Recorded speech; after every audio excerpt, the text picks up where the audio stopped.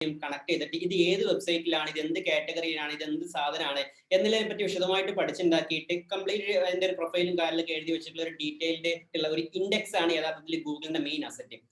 ഈ ഇൻഡെക്സിനെ അവർ ക്രൗൾ ചെയ്ത് വെച്ചതിന് ശേഷം പിന്നീടാണ് നമ്മൾ ചോദിക്കുമ്പോൾ, അതായത് നമ്മൾ ഗൂഗിളിനകത്ത് എന്തെങ്കിലും സെർച്ച് ചെയ്ത് ചോദിക്കുന്ന സമയത്തൊക്കെ എന്ത് ചെയ്യും, അവർ കറക്റ്റ് ആയിട്ട് നമ്മൾ എന്താ ചോദിച്ചത് ആ ചോദിച്ച സാധനത്തിനായിട്ടുള്ള കാര്യങ്ങൾ മാത്രം എടുത്ത് തരും. ഒരു ഉദാഹരണം പറയുകയാണെന്നുണ്ടെങ്കിൽ നമ്മളിപ്പോൾ എന്തൊരു ചിക്കൻ കറി എങ്ങനെ ഉണ്ടാക്കാന്നൊക്കെ പറഞ്ഞ് നമ്മൾ ഗൂഗിളിലൊക്കെ സെർച്ച് ചെയ്ത് നോക്കുമ്പോൾ ചിക്കൻ കറി ഉണ്ടാക്കുന്നതിനെ കുറിച്ച് ഗൂഗിൾ പറഞ്ഞു തരുന്ന സമയത്ത് ഒരു പക്ഷേ ഗൂഗിൾ മലയാളത്തിലുള്ള സാധനം മാത്രമേ നമുക്ക് പറഞ്ഞു തരുള്ളൂ. അതല്ലെങ്കിൽ നമുക്ക് നമ്മളെ മെന്റാലിറ്റി, നമ്മുടെ ഇഷ്ടപ്പെടുന്ന സാധനം, നമ്മളെ എന്താണോ ചോദിച്ചതിന്റെ അക്യുറേറ്റ് ഉള്ള സാധനം മാത്രമേ നമുക്ക് എടുത്ത് തരുന്നുള്ളൂ. അതേപോലെ വേറൊരാൾ ചോദിക്കുകയാണെന്നുണ്ടെങ്കിൽ അയാൾക്ക് ഏതാണ് സ്യൂട്ട് ആയിട്ടുള്ള ചിക്കൻ കറി വെച്ചാൽ അത് മാത്രമേ അയാൾക്ക് ഇത് കൊടുക്കുന്നുള്ളൂ. എന്ന പോലെ ഗൂഗിൾ ഒരാൾ ഉദ്ദേശിച്ച രൂപത്തിൽ അയാൾ ഉദ്ദേശിക്കുന്നതിന് അപ്പുറത്തേക്ക് വളരെ പേഴ്സണലൈസ്ഡ് ആയിട്ടും ഇന്റലിജന്റ് ആയിട്ടുള്ള ഒരു സിസ്റ്റം ഉപയോഗിച്ചിട്ട് അവർക്ക് ആ ഡാറ്റ എടുത്ത് കൊടുക്കാനുള്ള സംവിധാനം. അതാണ് ചുരുക്കി പറയുകയാണെന്നുണ്ടെങ്കിൽ ഗൂഗിൾ തന്നെ സെർച്ച് എഞ്ചിൻ ചെയ്യണത്. ഇനി ഇത് നിങ്ങൾക്ക് അവസാനം ഭാഗം വരുമ്പോൾ നിങ്ങൾക്ക് ഈ സാധനം ഒന്നുകൂടെ നിങ്ങൾ മനസ്സിലാക്കാം എന്തായിരിക്കും, എന്തുകൊണ്ടാണ് ഈ സംഭവം പറഞ്ഞത് എന്നുള്ള കേട്ടോ. ഇനി നമുക്ക് നേരെ യൂട്യൂബിനകത്തോട്ട് പോവാം. ഒരു മിനിറ്റ്, ഞാനൊന്ന് ഒരു സ്ക്രീൻ ഒന്ന് ഷെയർ ചെയ്യണ്ടേ.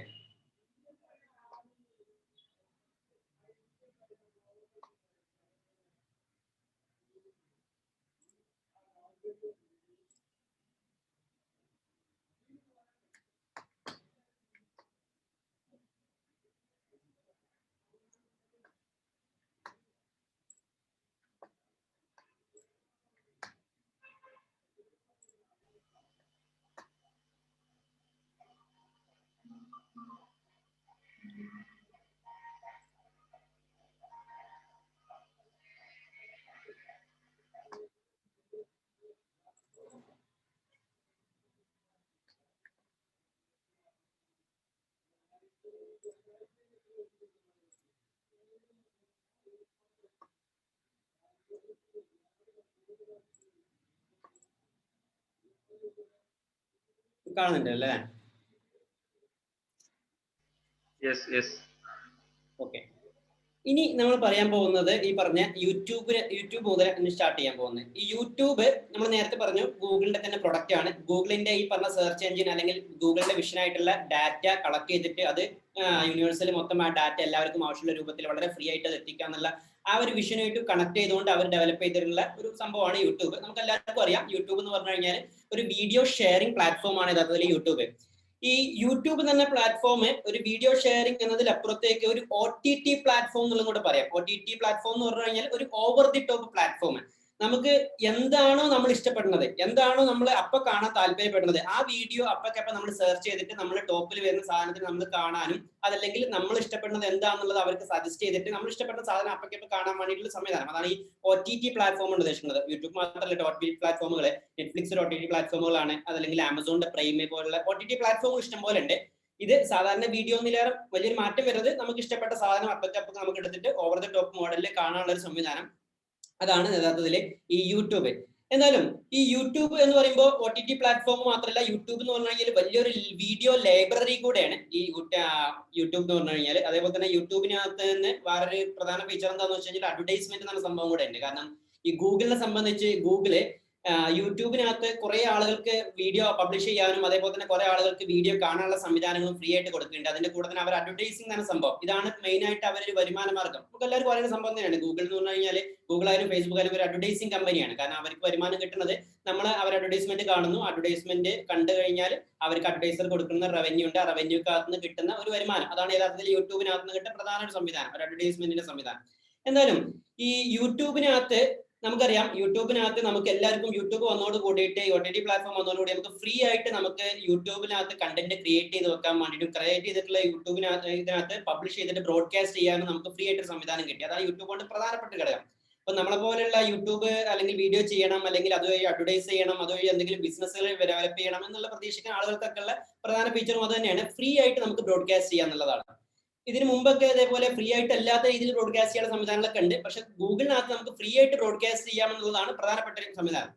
എന്തായാലും നമ്മൾ യൂട്യൂബിനകത്ത് കണ്ടന്റുകൾ നമ്മൾ ബിൽഡ് ചെയ്തിട്ട് ഇതിനകത്തോട്ട് പബ്ലിഷ് ചെയ്യുന്ന സമയത്ത് നമ്മൾ കുറെ കാര്യങ്ങൾ നമ്മൾ ശ്രദ്ധിക്കേണ്ടതായിട്ടുണ്ട്. കാരണം എന്താണെന്ന് വെച്ച് കഴിഞ്ഞാൽ യൂട്യൂബിനകത്ത് നമ്മൾ പബ്ലിഷ് ചെയ്ത് കഴിഞ്ഞാൽ മാത്രം പോരാ, ഇത് കുറെ ആളുകൾ കാണണം. ഇത് കുറെ ആളുകൾ കണ്ടാൽ മാത്രം പോരാ, അതുവഴി കുറെ നെറ്റ്വർക്കുകൾ വരണം. കുറെ നമ്മൾ എന്താ പറയാ സിമ്പിൾ ആയിട്ട് പറയുകയാണെങ്കിൽ കുറെ സബ്സ്ക്രൈബേഴ്സ് ഉണ്ടാവണം, കുറെ വ്യൂസ് ഉണ്ടാവണം അല്ലെ. ഇങ്ങനെയൊക്കെ കുറെ ആളുകൾ ഉണ്ടെങ്കിൽ മാത്രമേ എന്ത് ചെയ്യുള്ളൂ നമുക്ക് ഈ സാധനത്തിന് നമുക്ക് പ്രത്യേകിച്ച് ഉപകാരങ്ങളൊക്കെ ഉണ്ടാവുള്ളൂ. അങ്ങനെ ആകുമ്പോൾ മാത്രമേ നമ്മൾ പ്രതീക്ഷിച്ച എന്തെങ്കിലും ഒരു റവന്യൂ, ചിലപ്പോൾ ഒരു പക്ഷേ ഓൺലൈൻ റവന്യൂ ആകും. യൂട്യൂബ് ഒക്കെ നമുക്ക് ഓൺലൈൻ വഴി പേയ്മെന്റ് കിട്ടുന്ന സംവിധാനങ്ങൾ, അതേപോലെ തന്നെ അതല്ലെങ്കിൽ മറ്റുള്ള രീതിയിലും ബിസിനസ്സുകൾ പ്രതീക്ഷിക്കുന്ന ആളുകൾ ഉണ്ടാവാം, അതല്ലെങ്കിൽ വേറെ എന്തെങ്കിലും രീതിയിലുള്ള കാര്യങ്ങൾ. എന്തായാലും അവർ നെറ്റ്വർക്ക് ബിൽഡ് ചെയ്യാൻ വേണ്ടിയിട്ടാണ് പൊതുവെ ഈ യൂട്യൂബ് പൊതുവെ ആളുകൾ തിരഞ്ഞെടുക്കുന്നത്, അതിനകത്തായിട്ട് വീഡിയോ പബ്ലിഷ് ചെയ്യണത്. ഇനി ഇതിനകത്തോട്ട് ഒരു കണ്ടന്റ് പ്ലേസ് ചെയ്യാൻ വേണ്ടിയിട്ട് കണ്ടന്റ് പ്ലേസ് ചെയ്യുന്ന സമയത്ത് നമ്മൾ ശ്രദ്ധിക്കേണ്ട കുറെ കാര്യങ്ങൾ, അതിനകത്തുള്ള കുറച്ച് കാര്യങ്ങൾ ഞാൻ ഇവിടെ നിന്ന് നിങ്ങൾക്ക് പറഞ്ഞുതരാൻ വേണ്ടി നോട്ട് ചെയ്തിട്ടുണ്ട്. അതിനകത്ത് വെച്ചിട്ടുള്ള ഒന്നാണ് പ്ലാൻ യുവർ കണ്ടന്റ്. അതായത് ഒരുവിധപ്പെട്ട ആളുകളൊക്കെ യൂട്യൂബിനകത്ത് ഒരു വീഡിയോ പബ്ലിഷ് ചെയ്യുന്ന സമയത്ത് അല്ലെങ്കിൽ യൂട്യൂബിൽ ചാനൽ ചെയ്യണം, വീഡിയോ ചെയ്യണം എന്നൊക്കെ പ്രതീക്ഷിക്കുന്ന ആളുകൾക്ക് പലരും ചെയ്യാത്തൊരു സംഭവമാണ് കണ്ടന്റിനെ പ്ലാൻ ചെയ്യണമെന്നില്ല എന്നുള്ളത്. കണ്ടന്റ് പ്ലാൻ ചെയ്യണില്ല എന്ന് പറഞ്ഞു കഴിഞ്ഞാൽ ഇപ്പൊ ഞാൻ ഇതിനകത്ത് പല കാര്യങ്ങളും ഒന്നും ഒരു ഔദ്യോഗികമായിട്ടുള്ള എഴുതി വെച്ച കാര്യങ്ങളൊന്നും അല്ല. ഞാൻ എന്റെ പേഴ്സണൽ എക്സ്പീരിയൻസും പേഴ്സണൽ ആയിട്ടുള്ള കുറച്ച് അഭിപ്രായങ്ങളും മാത്രമാണ് ഞാൻ പറയുന്നുള്ളൂ. കണ്ടന്റിനെ പ്ലാൻ ചെയ്യണമെന്ന് പറയാനുള്ള കാരണം എന്താ വെച്ചാൽ പല ആളുകളും അവര് എന്തെങ്കിലും മറ്റുള്ള യൂട്യൂബേഴ്സ് ചെയ്യണത് എന്താണോ, മറ്റുള്ളവർക്ക് വ്യൂസ് കിട്ടുന്നത് എന്താണോ, അതുമായിട്ട് ബന്ധപ്പെട്ട ആ സാധനങ്ങൾ മാത്രം ഫോക്കസ് ചെയ്തിട്ട് ഒരു ഈച്ച കോപ്പി അടിക്കുക എന്നുള്ളത് പോലെ ഒരു സാധനത്തിന് എന്തെങ്കിലും എടുക്കും. എന്ന് വെച്ചാല് നമുക്കറിയാം യൂട്യൂബിനകത്ത് കുറെ ആളുകള് ഈ ട്രാവൽ വീഡിയോസ് ചെയ്യുന്നുണ്ട്, കുക്കിംഗ് വീഡിയോസ് ചെയ്യുന്നുണ്ട്, അതേപോലെയുള്ള കുറെ സാധനങ്ങളുണ്ട്. അങ്ങനെയുള്ള കാര്യങ്ങളെ മാത്രം ഫോക്കസ് ചെയ്തിട്ട് അതിനെങ്കിലും ഈച്ച കോപ്പി അടിച്ചിട്ട് ആ സാധനത്തിനെ ചെയ്യാന്നുള്ള ഒരു പരിപാടി കുറെ ആളുകൾ ചെയ്യുന്നുണ്ട്. ഈ ഒരു സാധനത്തിന് പൊതുവെ അവോയ്ഡ് ചെയ്തിട്ട് പറ്റുമെങ്കിൽ എൻ്റെ ഒരു എക്സ്പീരിയൻസ് വെച്ചിട്ട് അതല്ലെങ്കിൽ എൻ്റെ ഒരു ചെറിയ സജഷൻ എന്താണെന്ന് വെച്ച് കഴിഞ്ഞാൽ നിങ്ങൾക്ക് നിങ്ങളുടെ ഒരു പാഷനും അതല്ലെങ്കിൽ നിങ്ങൾക്ക് ഇഷ്ടപ്പെട്ട നിങ്ങൾക്ക് എന്ത് ചെയ്യുമ്പോഴാണ് സന്തോഷം കിട്ടുന്നത് ആ സാധനത്തിന് മാത്രം ചെയ്യാൻ വേണ്ടിയിട്ട് അങ്ങനെയുള്ള കണ്ടന്റിനെ മാത്രം പ്ലാൻ ചെയ്യാം. അത് മാത്രമേ ഫീസിബിൾ ആവുള്ളൂ. അത് ലോങ് ടൈമിൽ അത് മാത്രം നിലനിൽക്കുള്ളൂ. അതല്ലെങ്കിൽ പൊതുവെ ഞാൻ കണ്ടതെന്ന് വെച്ചാൽ കുറെ ആളുകൾ ഇതേപോലെ യൂട്യൂബ് വീഡിയോ ഒക്കെ ചെയ്തു തുടങ്ങിയിട്ടുണ്ട്. ഒരു 1-2 വീഡിയോ എടുത്ത് അവസാനിപ്പിക്കും. മാക്സിമം ഒരു 5 വീഡിയോ ചെയ്യും, അല്ലെങ്കിൽ 10 വീഡിയോ ചെയ്യും. അതിന്റെ അപ്പുറത്തേക്ക് പല ആളുകളും പോകാറില്ല. കാരണം എന്താണെന്ന് വെച്ചാൽ ആ കണ്ടന്റ് സ്ഥിരമായിട്ട് കൊണ്ട് നടത്താൻ വേണ്ടിയിട്ട് ഒരു പക്ഷെ അവർക്ക് അതിനകത്ത് പെർഫോം ചെയ്യാൻ വേണ്ടിയിട്ട് എക്സൽ ചെയ്യാൻ വേണ്ടിയിട്ടുള്ള ഒരു ഗ്യാപ്പ് അവിടെ ഇല്ല. കാരണം അവർക്ക് അവരെ പാഷനേറ്റ് റിലേറ്റ് ചെയ്തല്ല, അവരെ സന്തോഷം റിലേറ്റ് ചെയ്തില്ല. അവര് വേറെ ഏതെങ്കിലോ യൂട്യൂബേഴ്സിനെ കണ്ടു, അവർ കുറെ ഇതിനകത്ത് മില്യൺ കണക്കിന് വ്യൂവേഴ്സിനും സബ്സ്ക്രൈബേഴ്സിനും ഉണ്ടാക്കുന്നുണ്ട്, അതല്ലെങ്കിൽ അവർ ഇതിനകത്ത് കുറെ പൈസ വരുന്നുണ്ട്. ഇത് കണ്ടിട്ടാണ് അവർ ഈ സാധനത്തിന്റെ കണ്ടന്റ് സെലക്ട് ചെയ്തിട്ടുള്ളത്. അപ്പൊ ഒന്നെങ്കിൽ നമുക്ക് ഈ പറഞ്ഞ പോലെ നമ്മുടെ പാഷൻ ഏതാണ് അതുമായിട്ട് ബന്ധപ്പെട്ട സാധനങ്ങൾ എടുക്കാം. രണ്ടാമത്തെ ഒരു കാര്യം എന്താണെന്ന് വെച്ച് കഴിഞ്ഞാൽ നമുക്ക് ഇതുമായിട്ട് ബന്ധപ്പെട്ട എന്തെങ്കിലും ഒരു ഗോൾ ഉണ്ടെന്നുണ്ടെങ്കിൽ അതുമായിട്ട് കണക്ട് ചെയ്തിട്ടില്ല. ഇപ്പൊ ഞാൻ നേരത്തെ പറഞ്ഞു, ഒന്നെങ്കിൽ നമുക്ക് യൂട്യൂബിനകത്ത് ഒരു ചാനൽ ഉണ്ടാക്കിയിട്ട് അത് പബ്ലിഷ് ചെയ്തിട്ട് വീഡിയോ ഒക്കെ ഉണ്ടാക്കിയിട്ട് കുറെ നെറ്റ്വർക്ക് ക്രിയേറ്റ് ചെയ്യണം. ഒരു ഓൺലൈൻ നെറ്റ്വർക്ക് ക്രിയേറ്റ് ചെയ്ത് വെച്ച് കഴിഞ്ഞാൽ അതുവഴി നമുക്ക് പിന്നീട് മോണിറ്റൈസ് ചെയ്യാനും ബിസിനസിനെ ഡെവലപ്പ് ചെയ്യാൻ വേണ്ടിയിട്ടും അതിൽ നമ്മുടെ ട്രെയിനിങ്ങുകൾ കൂടുതൽ ആളുകളിലേക്ക് എത്തിക്കാൻ വേണ്ടിയിട്ടും അങ്ങനെ എന്തെങ്കിലും ഒരു പ്ലാനുകൾ നമുക്ക് ഇതിനകത്ത് ഉണ്ടെങ്കിൽ വളരെ നല്ലതാണ്. പ്രത്യേകിച്ച് ഇതിനകത്ത് ബിസിനസ് ആയിട്ട് ഒരുപാട് ആളുകൾ ഉണ്ടാവുന്ന കരുതുന്നു. അതുകൊണ്ട് തന്നെ ഈ ബിസിനസ്സുമായിട്ട് ബന്ധപ്പെട്ട് നിങ്ങളൊരു സാധനം പ്ലാൻ ചെയ്യുകയാണെന്നുണ്ടെങ്കിൽ കൂടുതലും എൻ്റെ ഒരു സജഷൻ എന്താണെന്ന് വെച്ചാൽ കൂടുതലും നിങ്ങൾ ഈ ഓൺലൈൻ റവന്യൂകളെ അധികം പ്രതീക്ഷിക്കാതെ നിങ്ങളുടെ ബിസിനസ് ഡെവലപ്പ് ചെയ്യാൻ വേണ്ടിയിട്ടോ നിങ്ങളുടെ ട്രെയിനിങ്ങുകൾ കൂടുതൽ ആളുകളിലേക്ക് എത്തിക്കാൻ വേണ്ടിയിട്ടോ അതല്ലെങ്കിൽ നിങ്ങളുടെ ഒരു പ്രൊഡക്റ്റ് ചെയ്യുന്നുണ്ടെങ്കിൽ ആ പ്രൊഡക്റ്റിനെ കൂടുതൽ ആളുകളിലേക്ക് എത്തിക്കാൻ വേണ്ടിയിട്ടോ അത് വേണ്ടി മാത്രമുള്ള ഒരു നെറ്റ്വർക്കിനെ ക്രിയേറ്റ് ചെയ്യാം. അപ്പൊ അതിനു വേണ്ടി പറ്റുന്ന രൂപത്തിലുള്ള ഒരു കണ്ടന്റിനെ നിങ്ങൾ പ്ലാൻ ചെയ്യാം. വേറൊരു കാര്യം കൂടെ സജഷൻ കൂടെ എന്താണെന്ന് വെച്ച് കഴിഞ്ഞാൽ ഈ കണ്ടന്റിനെ പ്ലാൻ ചെയ്യുന്ന സമയത്ത് ഞാൻ നേരത്തെ പറഞ്ഞ ആ ഒരു ഈച്ച കോപ്പി അടിക്കാതെ എന്നാൽ കോപ്പി അടിക്കാം ചില കാര്യങ്ങൾ മാത്രം. നമ്മളൊക്കെ പല കാര്യങ്ങളും എല്ലാം കോപ്പി അടിച്ചിട്ട് തന്നെ നമ്മൾ ഉണ്ടാക്കുക. കാരണം ഇപ്പൊ നിങ്ങൾ കണ്ടിട്ടുണ്ടാവും യൂട്യൂബിനകത്തൊക്കെ പല ആളുകളും ഹലോ ഗൈസ് എന്നൊക്കെ വിളിച്ചിട്ട് എല്ലാവർക്കും ഒരു ഒരേ യൂണിഫോമിറ്റി ഉണ്ട് ഇതിനകത്ത്. സംസാരത്തിന്റെ ടോണിലാണെന്നുണ്ടെങ്കിൽ മറ്റുള്ള കാര്യങ്ങളിലൊക്കെ ആണെന്നുണ്ടെങ്കിൽ ഇത് പലതും ഒരു കോപ്പി അടിക്കുന്ന ഒരു സ്റ്റൈൽ വരുന്നതുകൊണ്ടാണ്.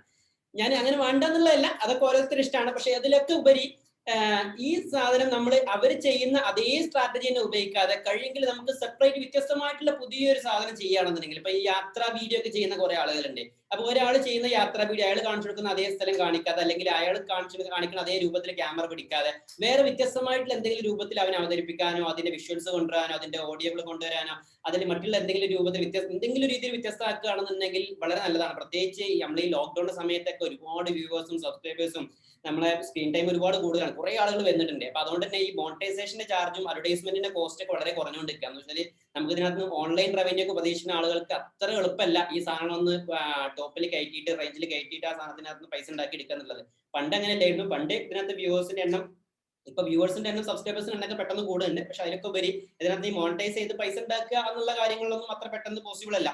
എന്തായാലും ഈ കണ്ടന്റ് പ്ലാൻ ചെയ്യുക എന്നുള്ളതാണ് പ്രധാനപ്പെട്ട ഘടകം ഒന്ന്. കാരണം കണ്ടന്റ് പ്ലാൻ ചെയ്തിട്ട് ആ കണ്ടന്റ് ഏറ്റവും നമുക്ക് ബെനിഫിറ്റ് ആയിട്ടുള്ള നമ്മുടെ പാഷനോട് യോജിക്കുന്ന നമുക്ക് സ്ഥിരമായിട്ട് കൊണ്ടുനടത്താൻ പറ്റുന്ന രൂപത്തിലുള്ള എന്നാൽ നമ്മുടെ റിയൽ ലൈഫിൽ നമ്മുടെ ജോലിയായിട്ടോ നമ്മുടെ ബിസിനസ്സുമായിട്ടോ അല്ലെങ്കിൽ നമുക്ക് എപ്പോഴും സന്തോഷം കിട്ടുന്ന ഒരു സാധനമായിട്ട് ബന്ധപ്പെട്ട സാധനമാണെന്നുണ്ടെങ്കിൽ നമുക്ക് നല്ല പെർഫോം ചെയ്യാൻ പറ്റിയ, നമുക്ക് നല്ല രീതിയിൽ അവതരിപ്പിക്കാൻ പറ്റിയ, നന്നായിട്ട് സംസാരിക്കാൻ പറ്റിയ ആ ഒരു സാധനത്തിന് മാത്രം നിങ്ങൾ പ്ലാൻ ചെയ്യുക. അതാണ് ഏറ്റവും നല്ലത്, കണ്ടന്റിനെ പ്ലാൻ ചെയ്യുമ്പോൾ നല്ലത്.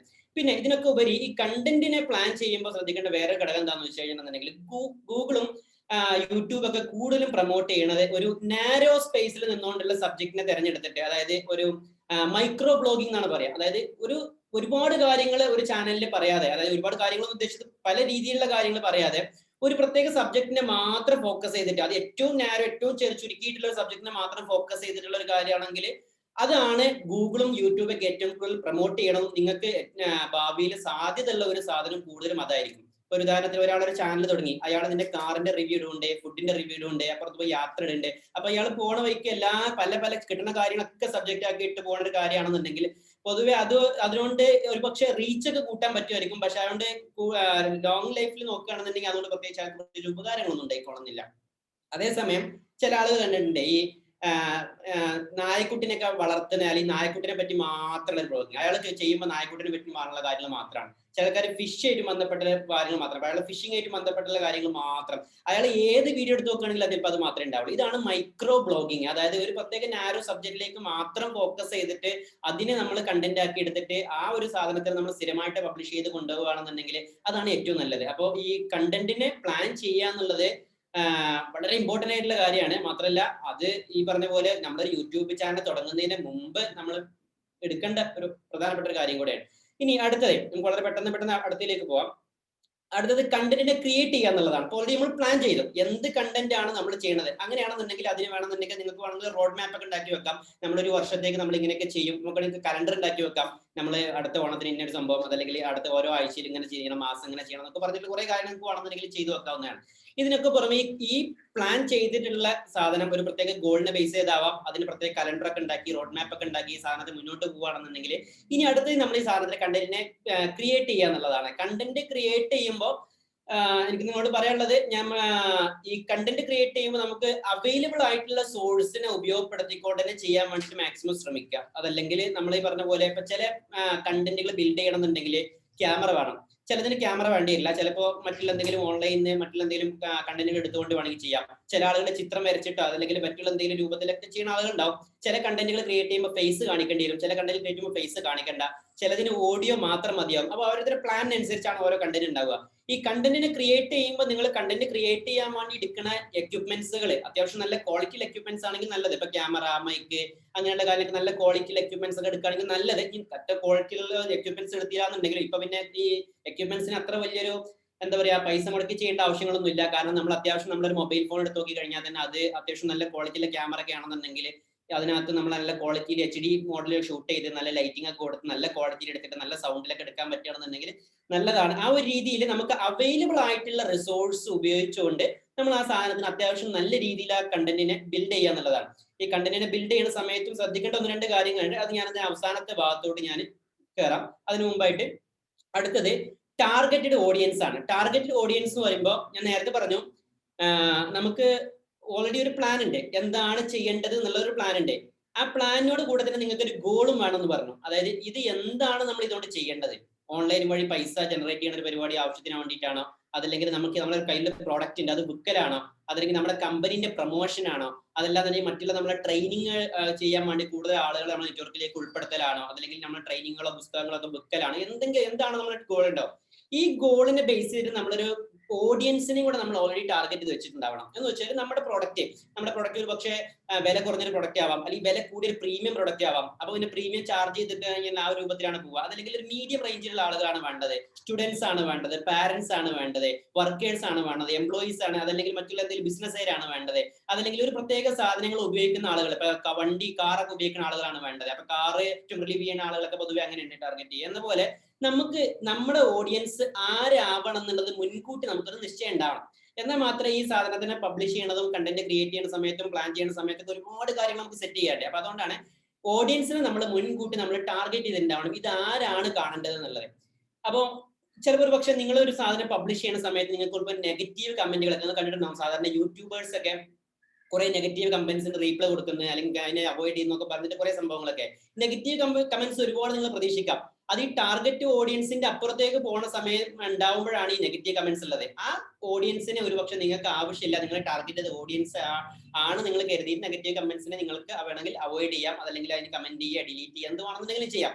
എന്തായാലും നമ്മൾ ടാർഗറ്റ് ചെയ്തിട്ടുള്ള ഓഡിയൻസ് ആരാണോ അവരെ മാത്രമേ നമ്മൾ കീപ്പ് ചെയ്ത് വെക്കേണ്ട ആവശ്യമില്ല. അവർക്ക് വേണ്ടി മാത്രം ഫോക്കസ് ചെയ്തിട്ടുള്ള കണ്ടന്റുകൾ മാത്രമേ നമ്മൾ പ്ലാൻ ചെയ്യേണ്ടതായിട്ടുള്ളൂ, ക്രിയേറ്റ് ചെയ്യേണ്ടതായിട്ടുള്ളൂ. അപ്പൊ അതാണ് ടാർഗറ്റഡ് ഓഡിയൻസ്. നമുക്ക് മുൻകൂട്ടി ഒരു പ്ലാൻ ഉണ്ടാവണം. ഇവരാണ് നമ്മൾ ഈ വീഡിയോ കണ്ടാൽ മതി. നമുക്കറിയാം ഈ വീഡിയോ കാണുന്നതും യൂട്യൂബ് ലെവലിൽ വരുന്നതൊക്കെ ആളുകൾ എന്ന് പറഞ്ഞാൽ ഒരുപാട് ആളുകളുണ്ട്, ഒരുപാട് സ്വഭാവക്കാരുണ്ട്, ഒരുപാട് മേഖലയിൽ വർക്ക് ചെയ്യുന്ന ആളുകളുണ്ട്, ഒരുപാട് രീതിയിലുള്ള താല്പര്യങ്ങൾ പ്രതീക്ഷിച്ചിട്ടുള്ള ആളുകളുണ്ട്, ഒരുപാട് ഇൻട്രസ്റ്റ് ഉള്ള ആളുകളുണ്ട്. ഇങ്ങനെയൊക്കെ വരുമ്പോൾ ഇവരെ സംബന്ധിച്ച് അവര് വളരെ അക്യൂറായിട്ട് അവർ ഇഷ്ടപ്പെടുന്ന, അവർ പ്രതീക്ഷിക്കണം എന്ന് യൂട്യൂബിനകത്ത് ഏറ്റവും കൂടുതൽ വീഡിയോ കാണാൻ വേണ്ടിയിട്ട് അവർ സമയം സ്പെൻഡ് ചെയ്യണത് എന്തിനു വേണ്ടിയിട്ടാണോ, അതല്ലെങ്കിൽ അവർ എന്ത് രീതിയിലുള്ള ക്യാഷ് പേയ്മെന്റ് കാര്യങ്ങളൊക്കെ കൊടുക്കാൻ പറ്റുന്ന ആളുകളാണോ, അതല്ലെങ്കിൽ ഏത് രീതിയിലുള്ള കാര്യങ്ങളൊക്കെ വാങ്ങാൻ ഇഷ്ടപ്പെടുന്ന ആളുകളാണോ, ഇങ്ങനെയൊക്കെ നമ്മൾക്ക് മുൻകൂട്ടി ഒരു ധാരണ നമുക്ക് ഓഡിയൻസിനെ പറ്റി ഉണ്ടാവുമാണ്. അങ്ങനെ നമ്മൾ ഓഡിയൻസിനെ ഒരു സർക്കിളിൽ നമ്മൾ ടാർഗറ്റ് ചെയ്ത് വെച്ചിട്ട് നമ്മുടെ മൈൻഡിൽ ഉണ്ടാവണം.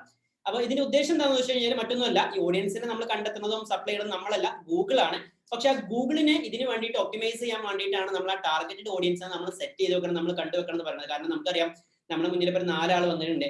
ഒരാൾ വന്നിട്ട് നമ്മൾ ഒരാളോട് സംസാരിക്കുമ്പോൾ അയാളൊരു ആവശ്യങ്ങളും അയാളെ എത്രത്തോളം എക്സ്പെൻസ് കൊടുക്കാൻ പറ്റും, അല്ലെങ്കിൽ അയാൾക്ക് എന്തൊക്കെയാണ് വേണ്ടതെന്നുള്ള നമുക്കറിയാം. വേറെ ആൾ വരുമ്പോൾ വ്യത്യസ്തമായിട്ടുള്ള വേറെ രൂപത്തിലായിരിക്കും വരിക. ഇങ്ങനെ 4 ആളും 4 രൂപത്തിലാണ്. അപ്പൊ 4 ആളുകളോട് നമ്മൾ 4 ടോണിലായിരിക്കും സംസാരിക്കുക, 4 രൂപത്തിലായിരിക്കും നമ്മൾ ഡെലിവറി കൊടുക്കുക. അപ്പൊ നമ്മളൊരു ട്രെയിനിങ് കൊടുക്കുകയാണെങ്കിൽ, ഒരു പേഴ്സണലായിട്ട് അയാൾക്ക് ഒരു ഗൈഡിങ് കൊടുക്കുകയാണെന്നുണ്ടെങ്കിൽ പോലെ അയാൾക്ക് എന്താണ് ആവശ്യം ആ രൂപത്തിലാണ് കൊടുക്കുക. എന്ന പോലെ നമുക്ക് ഇതിനകത്ത് നമ്മൾ ഉദ്ദേശിച്ചിട്ടുള്ള ഓഡിയൻസിനെ നമ്മൾക്ക് ഒരുപക്ഷെ ഒരു റവന്യൂ ക്രിയേറ്റ് ചെയ്യാൻ വേണ്ടിയിട്ട്, നമ്മളെ ബിസിനസ് ഡെവലപ്മെന്റിനോ നമ്മളെ പ്രൊഡക്റ്റ് വിൽക്കാനോ എന്തിനു വേണ്ടിയിട്ടാണ് കൊടുക്കുന്നത്, ആ സാധനങ്ങൾ മാത്രം ഉദ്ദേശിച്ചുള്ള തലത്തിലേക്ക് കൊടുത്താൽ മതി. ഇപ്പൊ നമ്മളൊരു മോട്ടിവേഷൻ ലെവലിലുള്ള ട്രെയിനിങ്ങുകൾ നമ്മൾ യൂട്യൂബ് വഴി പബ്ലിഷ് ചെയ്യുകയാണെന്നുണ്ടെങ്കിൽ, മോട്ടിവേഷൻ വീഡിയോ കാണാൻ വേണ്ടി മാത്രം ഇരിക്കുന്ന ചില ആളുകളുണ്ട്. അവർ മാത്രം കണ്ടാൽ മതി എന്നുള്ള രൂപത്തിലേക്ക് കൊടുത്താൽ മതി. ചില ആളുകളുണ്ട് ഈ മോട്ടിവേഷൻ ട്രെയിനിങ്ങുകളൊക്കെ വീഡിയോ എടുക്കേണ്ട ഇടയിൽ കൂടെ തന്നെ അവർ വേറെ എന്തെങ്കിലും വീഡിയോസ് ചെയ്യും. അപ്പൊ ഇത് എന്തിനാണ് ചെയ്യണമെന്ന് ചോദിച്ചു കഴിഞ്ഞാൽ അവർ പറയുന്നത് റീച്ച് കൂട്ടാൻ വേണ്ടിയിട്ടാണെന്ന് പറയാം. ഈ റീച്ച് കൂട്ടിയോണ്ട് നമുക്ക് പ്രത്യേകിച്ച് ഉപകാരങ്ങളൊന്നും ഇല്ല. നമുക്കിപ്പോ ഈ പറഞ്ഞ പോലെ കോടാനുകോടി വ്യൂവേഴ്സിന്റെ ഇടയിൽ നിന്ന് നമുക്ക് ആവശ്യമുള്ള വളരെ 100, 200, 500, 1000 ആളുകൾ മാത്രം നിങ്ങൾക്ക് ഒരു പക്ഷേ ഭാവിയിൽ റവന്യൂ തരാനോ, നിങ്ങളുടെ ട്രെയിനിങ്ങുകളിലേക്ക് വരാനോ, നിങ്ങളുടെ പുസ്തകങ്ങൾ വാങ്ങിക്കാനോ, നിങ്ങളുടെ പ്രൊഡക്റ്റ് വാങ്ങാനോ, നിങ്ങളുടെ ബിസിനസ്സിനകത്തേക്ക് സർവീസുകൾ വാങ്ങിക്കാനൊക്കെ വരാൻ പറ്റുന്ന ആളുകളേ ഉള്ളൂ. അപ്പൊ അതിനകത്തുനിന്ന് നമ്മൾ ഈ പറഞ്ഞ 100 ആളുകളെ മാത്രം ഫോക്കസ് ചെയ്തിട്ട് ചെയ്താൽ മതി. കാരണം നമ്മൾ നേരത്തെ പറഞ്ഞ പോലെ സബ്ജക്റ്റിന് അത്രയും നാരോ സബ്ജക്റ്റിലേക്ക് മാത്രം ഫോക്കസ് ചെയ്തിട്ട് ഒരു മൈക്രോ ബ്ലോഗിംഗ് ലെവലിലേക്ക് മാത്രം കൊടുത്താൽ മതി. അതിന് വേണ്ടിയിട്ട് നമ്മൾ ഈ ഓഡിയൻസിനെ നമ്മൾ ടാർഗറ്റ് ചെയ്ത് വെക്കുക എന്നുള്ളതാണ്.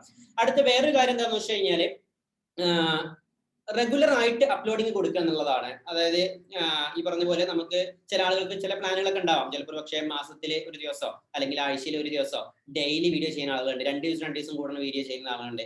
ഇങ്ങനെയാണെങ്കിൽ അത് കറക്റ്റ് ആയിട്ട് ഞാൻ നേരത്തെ പറഞ്ഞ പോലെ കഴിയെങ്കിൽ ഒരു കലണ്ടർ ഉണ്ടാക്കി വെച്ചിട്ട് എപ്പോഴാണ് നമ്മൾ അപ്ലോഡ് ചെയ്യേണ്ടത്, ഏത് രീതിയിലാണ് നമ്മൾ ഇവർക്ക് ബിസിനസിനെ കൊണ്ടുവരുന്നത്, ആ ഒരു രീതിയിൽ നമ്മൾ അവർക്ക് വേണ്ടിയിട്ട് എന്ത് ചെയ്യുക, അപ്ലോഡിങ് ചെയ്ത് കൊടുക്കുക. അപ്പൊ ഡെയിലി വൈകുന്നേരം 5 മണിക്കാണെന്നുണ്ടെങ്കിൽ എന്നും വൈകുന്നേരം 5 മണിക്ക് കറക്റ്റ് ആയിട്ട് അപ്ലോഡ് കൊടുക്കാൻ പറ്റുന്ന രൂപത്തിൽ ചെയ്യുക. അല്ലെങ്കിൽ ആഴ്ചയിൽ ഒരു വീഡിയോ ചെയ്യുന്ന ആളുകളാണെന്നുണ്ടെങ്കിൽ എല്ലാ ആഴ്ചകളിലും, ശനിയാഴ്ചകളിലും അതല്ലെങ്കിൽ വ്യാഴാഴ്ചകളിലൊക്കെയാണ് പൊതുവെ ആളുകൾ വീഡിയോ ചെയ്യല്. കാരണം എപ്പോഴും ട്രാഫിക് കൂടുതലുള്ളത് ഓൺലൈനിൽ ഞായറാഴ്ച, വെള്ളിയാഴ്ച അങ്ങനെയൊക്കെയാണ്. കാരണം ആ സമയത്താണല്ലോ ആളുകൾക്ക് ഒഴിവുള്ളത്. അപ്പൊ അതുകൊണ്ട് ആ രീതിയിൽ ചെയ്യുന്ന ആളുകളുണ്ട്. ഇനി അതല്ല മാസത്തിൽ ഒരിക്കൽ ചെയ്യണമെങ്കിൽ അങ്ങനെയുണ്ട്, 2 ആഴ്ച കൂടുമ്പോൾ ചെയ്യണമെങ്കിൽ അങ്ങനെ ഉണ്ട്. അപ്പൊ ഓരോരുത്തർക്ക് ഓരോ പ്ലാൻ ഉണ്ട്. ആ പ്ലാൻ പ്രകാരം റെഗുലർ ആയിട്ട് അപ്ലോഡ് കൊടുക്കുക എന്നുള്ളതാണ്.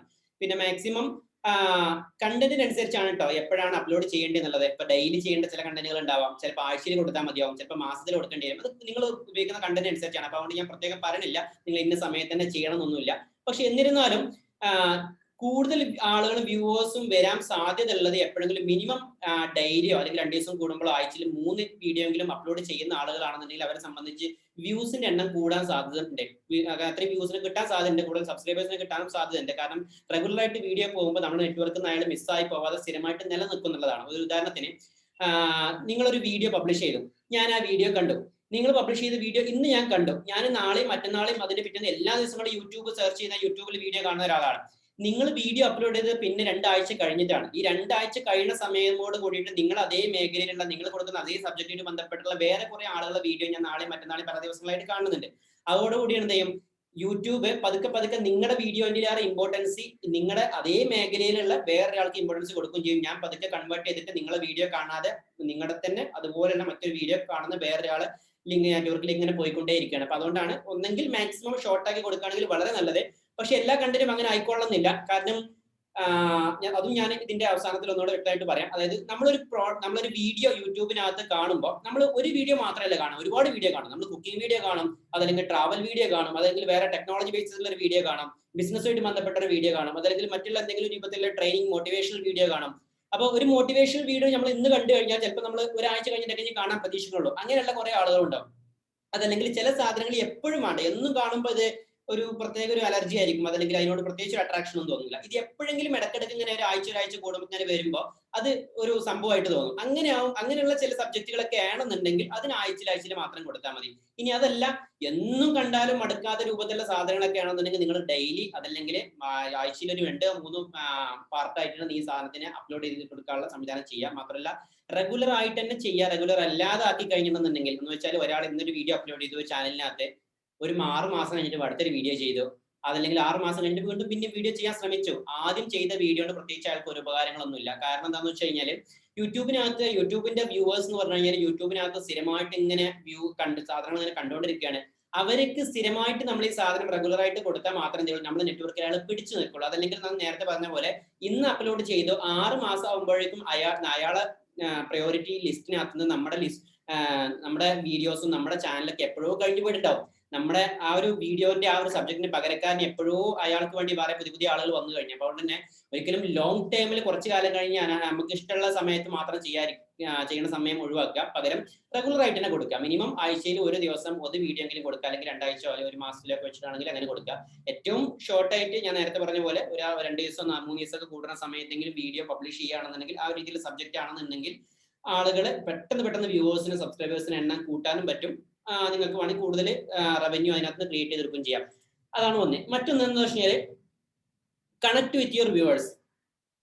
അതായത് നമ്മളൊരു വ്യൂവർ എന്ന് പറയുന്നത് നമ്മളൊരു ചാനലിൽ വീഡിയോ അപ്ലോഡ് ചെയ്ത വീഡിയോ അവര് ഇത് കണ്ടു കഴിഞ്ഞാൽ അവര് അത്യാവശ്യം ചിലപ്പോൾ പകുതി കണ്ടവരുണ്ടാവും, അല്ലെങ്കിൽ മുഴുവനായിട്ട് കണ്ടവരുണ്ടാവും, ചിലപ്പോൾ ലൈക്ക് ചെയ്തവരുണ്ടാവും, സബ്സ്ക്രൈബ് ചെയ്തവരുണ്ടാവും, കമന്റ് ചെയ്തവരുണ്ടാവും. അപ്പൊ ഇതൊക്കെ അവർ ഇൻട്രസ്റ്റിനനുസരിച്ചാണ്. കാരണം ഒരു വീഡിയോ ഒരാൾ കാണുക എന്ന് പറയുമ്പോൾ ചിലപ്പോൾ അതിനനുസരിച്ച് അയാൾക്കുള്ള ഒരു ഇൻട്രസ്റ്റ് ഉണ്ടാവും. ചിലപ്പോൾ പെട്ടെന്ന് സ്കിപ്പ് ആയി പോകും, അയാൾ ജസ്റ്റ് അതിന് പറ്റിയതാണല്ല ഒഴിവാക്കി അടുത്ത് കണ്ടു, അങ്ങനെ പല രീതിയിലാവാം. അതേപോലെ തന്നെ ഈ കമന്റ് ചെയ്ത് ലൈക്ക് ചെയ്ത് ഏതെങ്കിലും ഒരു സബ്സ്ക്രൈബറെ അതല്ലെങ്കിൽ ഒരു ഫോളോവറെ നിങ്ങൾക്ക് അവരെ കണക്ഷൻ ചെയ്യാൻ കിട്ടുകയാണെന്നുണ്ടെങ്കിൽ, എന്ന് വെച്ചാൽ നിങ്ങളൊരു പക്ഷേ വേറെ എന്തെങ്കിലും ഫോൺ നമ്പർ കൊടുത്തിട്ടോ അതല്ലെങ്കിൽ മറ്റുള്ള കമന്റ് ചെയ്തിട്ട് നിങ്ങൾ അവരെ കോൺടാക്ട് കിട്ടാൻ വേണ്ടി ആരാണ് കണ്ടതെന്ന് അറിയാൻ വേണ്ടിയിട്ടുള്ള കുറെ ഇതിനകത്തുള്ള ടിപ്പുകൾ ഉണ്ട്. അത് നിങ്ങൾ തന്നെ കണ്ടിട്ടുണ്ടാവും. പല ആളുകളും യൂട്യൂബേഴ്സ് ഒക്കെ പറയുന്നുണ്ട് സബ്സ്ക്രൈബ് ചെയ്യുക, കമന്റ് ചെയ്യുക, ലൈക്ക് ചെയ്യുക എന്നൊക്കെ പറയാനുള്ള കാരണം എന്താണെന്ന് വെച്ച് കഴിഞ്ഞാൽ അയാളെ ഒരു അറ്റൻഷൻ അതിനകത്ത് ഉണ്ട് എന്നുള്ളത് ഒന്നുകൂടെ ഉറപ്പിക്കാൻ വേണ്ടിയിട്ടാണ് ഈ ഒരു ലൈക്ക് ചെയ്യാനും സബ്സ്ക്രൈബ് ചെയ്യാനും കമന്റ് ചെയ്യാനൊക്കെ പറയുന്നത്. കാരണം പിന്നീട് വെറുതെ വീഡിയോ കണ്ടുപോവാതെ അയാൾ എന്തെങ്കിലും രീതിയിലുള്ള ഒരു അറ്റംപ്റ്റ് അവിടെ വെച്ച് കഴിഞ്ഞിട്ടുണ്ടെങ്കിൽ മാത്രം എന്തേ ഉള്ളൂ, അയാളെ പിന്നെയും അവിടെ നിന്ന് വലിച്ചെടുക്കുള്ളൂ ഗൂഗിള്. അയാൾ വീണ്ടും ഇത് കാണണം, നിങ്ങൾ ഇഷ്ടപ്പെട്ടതാണെന്നുള്ളത് ധരിപ്പിക്കാൻ വേണ്ടിയിട്ട്. ചെയ്യേണ്ടതെന്ന് വെച്ച് കഴിഞ്ഞാൽ സിമ്പിൾ ആയിട്ട് പറയുകയാണെന്നുണ്ടെങ്കിൽ നിങ്ങൾ ഒന്നെങ്കിൽ അവരെ നമ്മുടെ വീഡിയോക്ക് അതിന് കൺവേർട്ട് ചെയ്യാൻ വേണ്ടിയിട്ടുള്ള ഒരു എക്സ്റ്റേണൽ മോഡൽ നിങ്ങൾ ഉണ്ടാക്കിയെടുക്കുക. നിങ്ങളെ ഫോൺ നമ്പർ കൊടുത്തിട്ടോ അതല്ലെങ്കിൽ മറ്റുള്ള എന്തെങ്കിലും സംഭവങ്ങൾ കൊടുത്തിട്ടോ നിങ്ങൾ ഉദ്ദേശിച്ചിട്ടുള്ള ഈ വീഡിയോക്ക് ഈ ഒരു സബ്ജക്റ്റിന് ആപ്റ്റ് ആയിട്ടുള്ള ആളുകൾക്ക് എന്തെങ്കിലും ഒരു ഹെൽപ്പ് കൊടുക്കാൻ വേണ്ടി അവരെ കൺവേർട്ട് ചെയ്തെടുക്കുക. നമ്മളൊരു പ്രോഡക്റ്റ് ഒക്കെ വിൽക്കുകയാണെന്നുണ്ടെങ്കിൽ ആ പ്രോഡക്റ്റ് വാങ്ങാൻ വേണ്ടിയിട്ട് മാത്രം നിങ്ങൾ വിളിച്ചാൽ മതി എന്നുള്ള ഒരു മെന്റാലിറ്റി ഒഴിവാക്കുക. പകരം ഈ പ്രോഡക്റ്റിനെ കുറിച്ച് കൂടുതൽ അറിയാൻ വേണ്ടിയിട്ടോ ആ പ്രോഡക്റ്റ് നിങ്ങൾ കൂടുതൽ എണ്ണം നിങ്ങൾ വാങ്ങിക്കുകയാണ്, നിങ്ങൾ വേറെ എന്തെങ്കിലും വാങ്ങിക്കുകയാണെങ്കിൽ പോലും നിങ്ങൾ അതിന്റെ സപ്പോർട്ടിന് വേണ്ടിയിട്ട് നിങ്ങൾ ഈ സാധനത്തിന് ഞങ്ങൾ വിളിക്കുക, അത് ഞങ്ങൾ കോൺടാക്ട് ചെയ്യാം. എപ്പോഴും വിളിക്കണമെന്നൊന്നുമില്ല, പക്ഷെ പകരം നിങ്ങൾ ഈ വാട്സപ്പിലേക്ക് കോൺടാക്ട് കൊടുക്കുക, അല്ലെങ്കിൽ നിങ്ങൾ ഇൻബോക്സ് ചെയ്യുക, അല്ലെങ്കിൽ നിങ്ങൾ കമന്റ് ചെയ്യുക. മിനിമം അതെങ്കിലും പറയാം. സാധാരണ യൂട്യൂബേഴ്സ് ഒക്കെ പറയുന്ന പോലെ നിങ്ങളൊന്ന് കമന്റ് ചെയ്യുക. അപ്പോൾ നിങ്ങൾക്ക് ഹെൽപ്പ് തരാന്നുള്ളത്.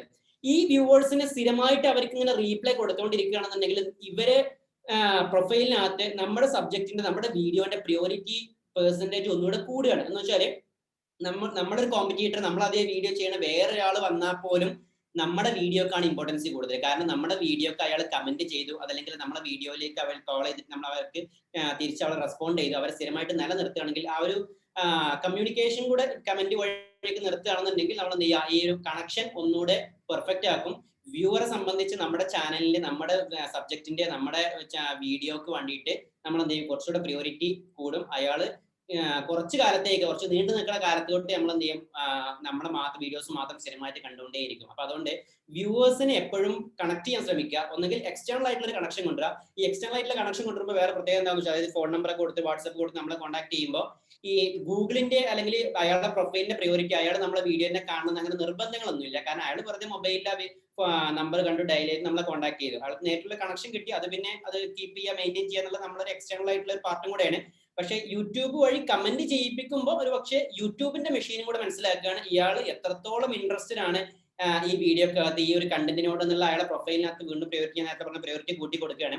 നമ്മൾ അതിന് റീപ്ലേയും കൂടെ റെഗുലർ ആയിട്ട് കൊടുക്കുകയാണെന്നുണ്ടെങ്കിൽ ഒന്നുകൂടെ പെർഫെക്റ്റ് ആയി. അപ്പൊ എത്രത്തോളം അയാളെ പ്രൊഫൈലിനകത്ത് നമ്മുടെ സബ്ജക്ട് നമ്മുടെ വീഡിയോസ് നമ്മൾ കണക്റ്റഡ് ആണ്, അത്രത്തോളം അയാൾ വീണ്ടും നമ്മുടെ വീഡിയോസ് കണ്ടുകൊണ്ടേയിരിക്കും. നമ്മുടെ ഭാവിയിൽ വരുന്ന നമ്മുടെ വീഡിയോസും കാര്യങ്ങളും അതിന് ബന്ധപ്പെട്ടുള്ള നമുക്ക് എന്തൊക്കെ ലാഭങ്ങൾ കിട്ടാൻ പോകുന്നുണ്ടോ ആ സാധനങ്ങൾക്കൊക്കെ ഇയാൾ ഒരു പാർട്ട് ആവുന്നുള്ളതാണ് ഈ ഒരു വ്യൂവറെ സംബന്ധിച്ച്. അപ്പൊ വെറുതെ കണ്ടു പോവുക എന്നുള്ള ഒരു സംഭവം ഒഴിവാക്കിയിട്ട് ഈ പറഞ്ഞ പോലെ ഒരു കണക്ഷനും കൂടെ ചെയ്യിപ്പിക്കുക എന്നുള്ളത് നമ്മൾ ശ്രദ്ധിക്കേണ്ട ഒരു സംഭവം കൂടെയാണ്. കാരണം കണ്ടു പോവുക എന്നൊക്കെ പറയുമ്പോഴേ നിങ്ങൾ ഈ ഫേസ്ബുക്കിനകത്തൊക്കെ കണ്ടിട്ടുണ്ടാവും, നമ്മളെ ഒരു ഒരു പോസ്റ്റ് പബ്ലിഷ് ചെയ്ത് കഴിഞ്ഞിട്ടുണ്ടെങ്കിൽ അതിനകത്ത് കുറെ വ്യൂസ് വരും. വ്യൂസ് എന്നല്ല പറയാ, റീച്ച് എന്നാണ് പറയാ. ഈ റീച്ച് എന്ന് പറയുമ്പോൾ ഒരാൾ വെറുതെ കണ്ട് അയാൾ ജസ്റ്റ് ഒന്ന് പ്ലേ ചെയ്ത് സ്വാപ്പ് ചെയ്ത് പോയാൽ തന്നെ അതൊരു റീച്ചാണ്. അപ്പൊ എത്രത്തോളം ആളുകളിലേക്ക് എത്തിയിട്ടുണ്ടെന്നുള്ളതാണ് ശരിക്കും റീച്ച്. പക്ഷെ എത്രത്തോളം ആളുകൾ കണ്ടോന്നോ കൺവേർട്ട് ആയോ എന്നുള്ള ഒരു മോഡലുകളൊന്നുമല്ല. അപ്പൊ ഇതാണ് ചുരുക്കി പറയുകയാണെന്നുണ്ടെങ്കിൽ ഇതിനെ പറ്റിയുള്ള സംഭവം. മറ്റൊന്ന്, make every second count. Make every second count.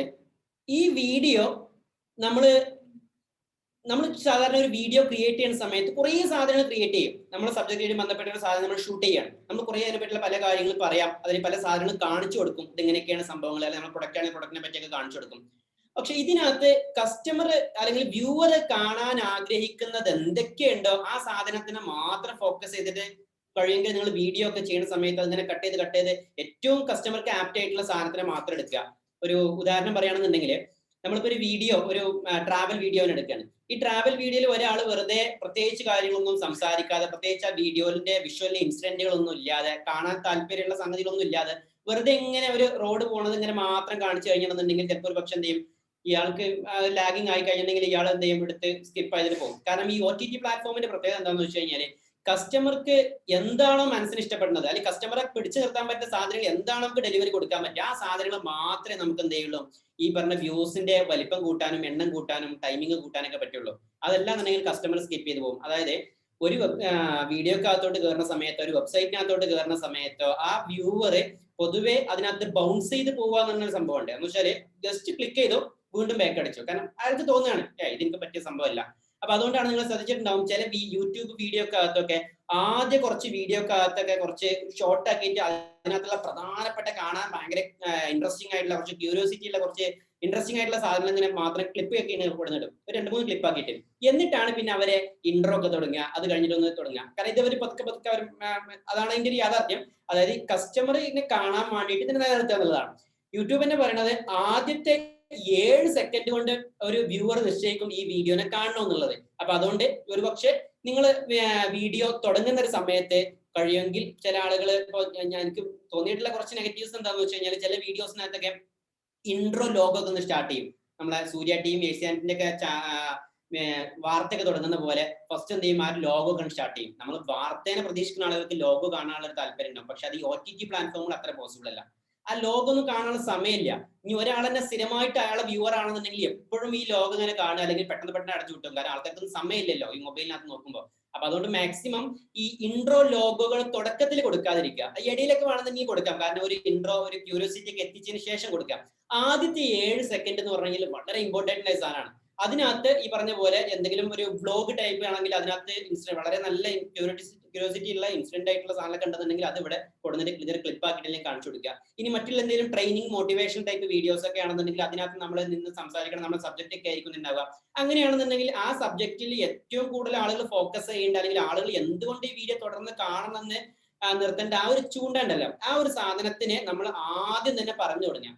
എന്നിട്ട് നിങ്ങൾ ഒരു ഇൻട്രോ പറഞ്ഞു കൊടുക്കുകയാണെന്നുണ്ടെങ്കിൽ ഏറ്റവും നല്ലതാണ്. കാരണം ഈ പറഞ്ഞ ആദ്യത്തെ 7 സെക്കൻഡ് വളരെ ഇമ്പോർട്ടൻ്റ്. ഒരു ഉദാഹരണം പറയുകയാണെന്നുണ്ടെങ്കിൽ, ഒരു ഓഡിന്റെ ഒരു അഡ്വർടൈസ്മെന്റ് ഉണ്ടായിരുന്നു. സാധാരണ നമുക്കറിയാം, നമ്മൾ അഡ്വർടൈസ്മെന്റ് ഒക്കെ കാണുന്ന സമയത്ത് ആദ്യത്തെ ഒരു 5 സെക്കൻഡ് കഴിഞ്ഞ പിന്നെ സ്കിപ്പ് ചെയ്യാണ്. 6 സെക്കൻഡ് സ്കിപ്പ് അടിക്കാൻ പറ്റും. അപ്പൊ 5 കഴിഞ്ഞാൽ സ്കിപ്പ് ചെയ്യാൻ വേണ്ടി എടുക്കണ 2 സെക്കൻഡ് കൂടെ കൂട്ടിയിട്ടുള്ള 7 സെക്കൻഡ് മാത്രമേ എന്ത് ചെയ്യുള്ളൂ പൊതുവെ ആളുകൾ വീഡിയോ കാണുള്ളൂ.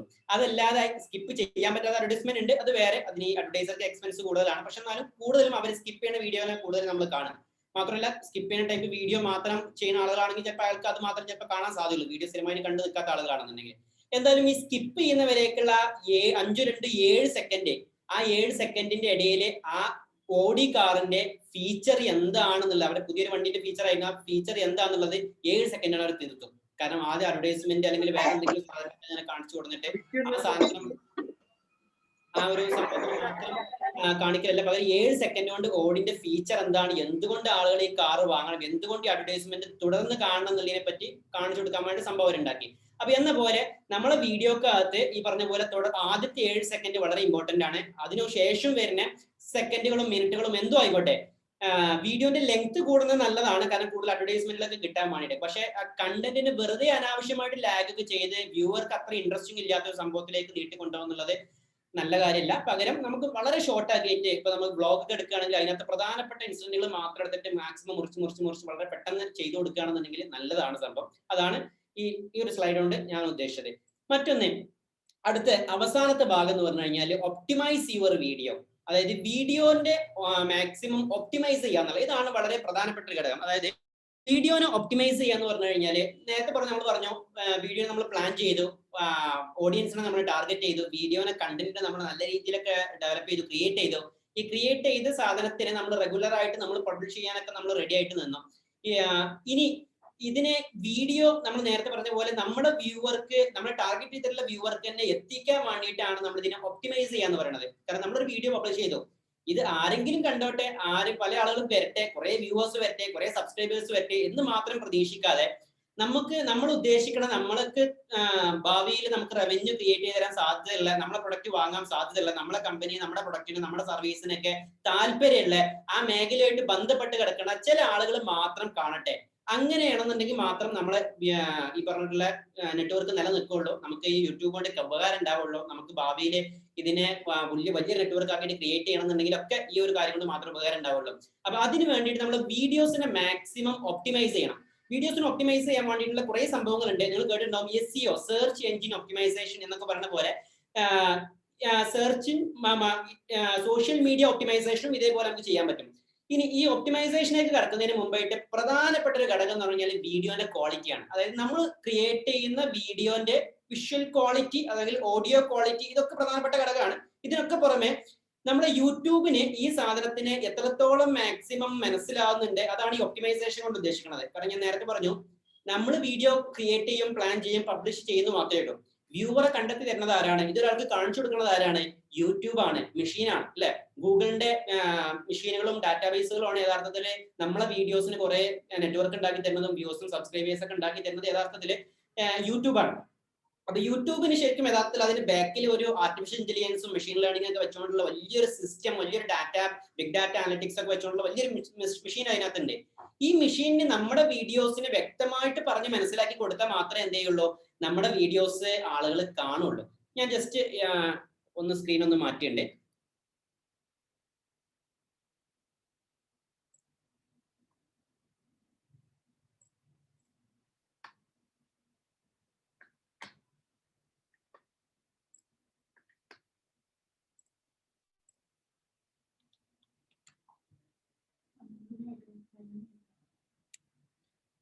ഓക്കെ,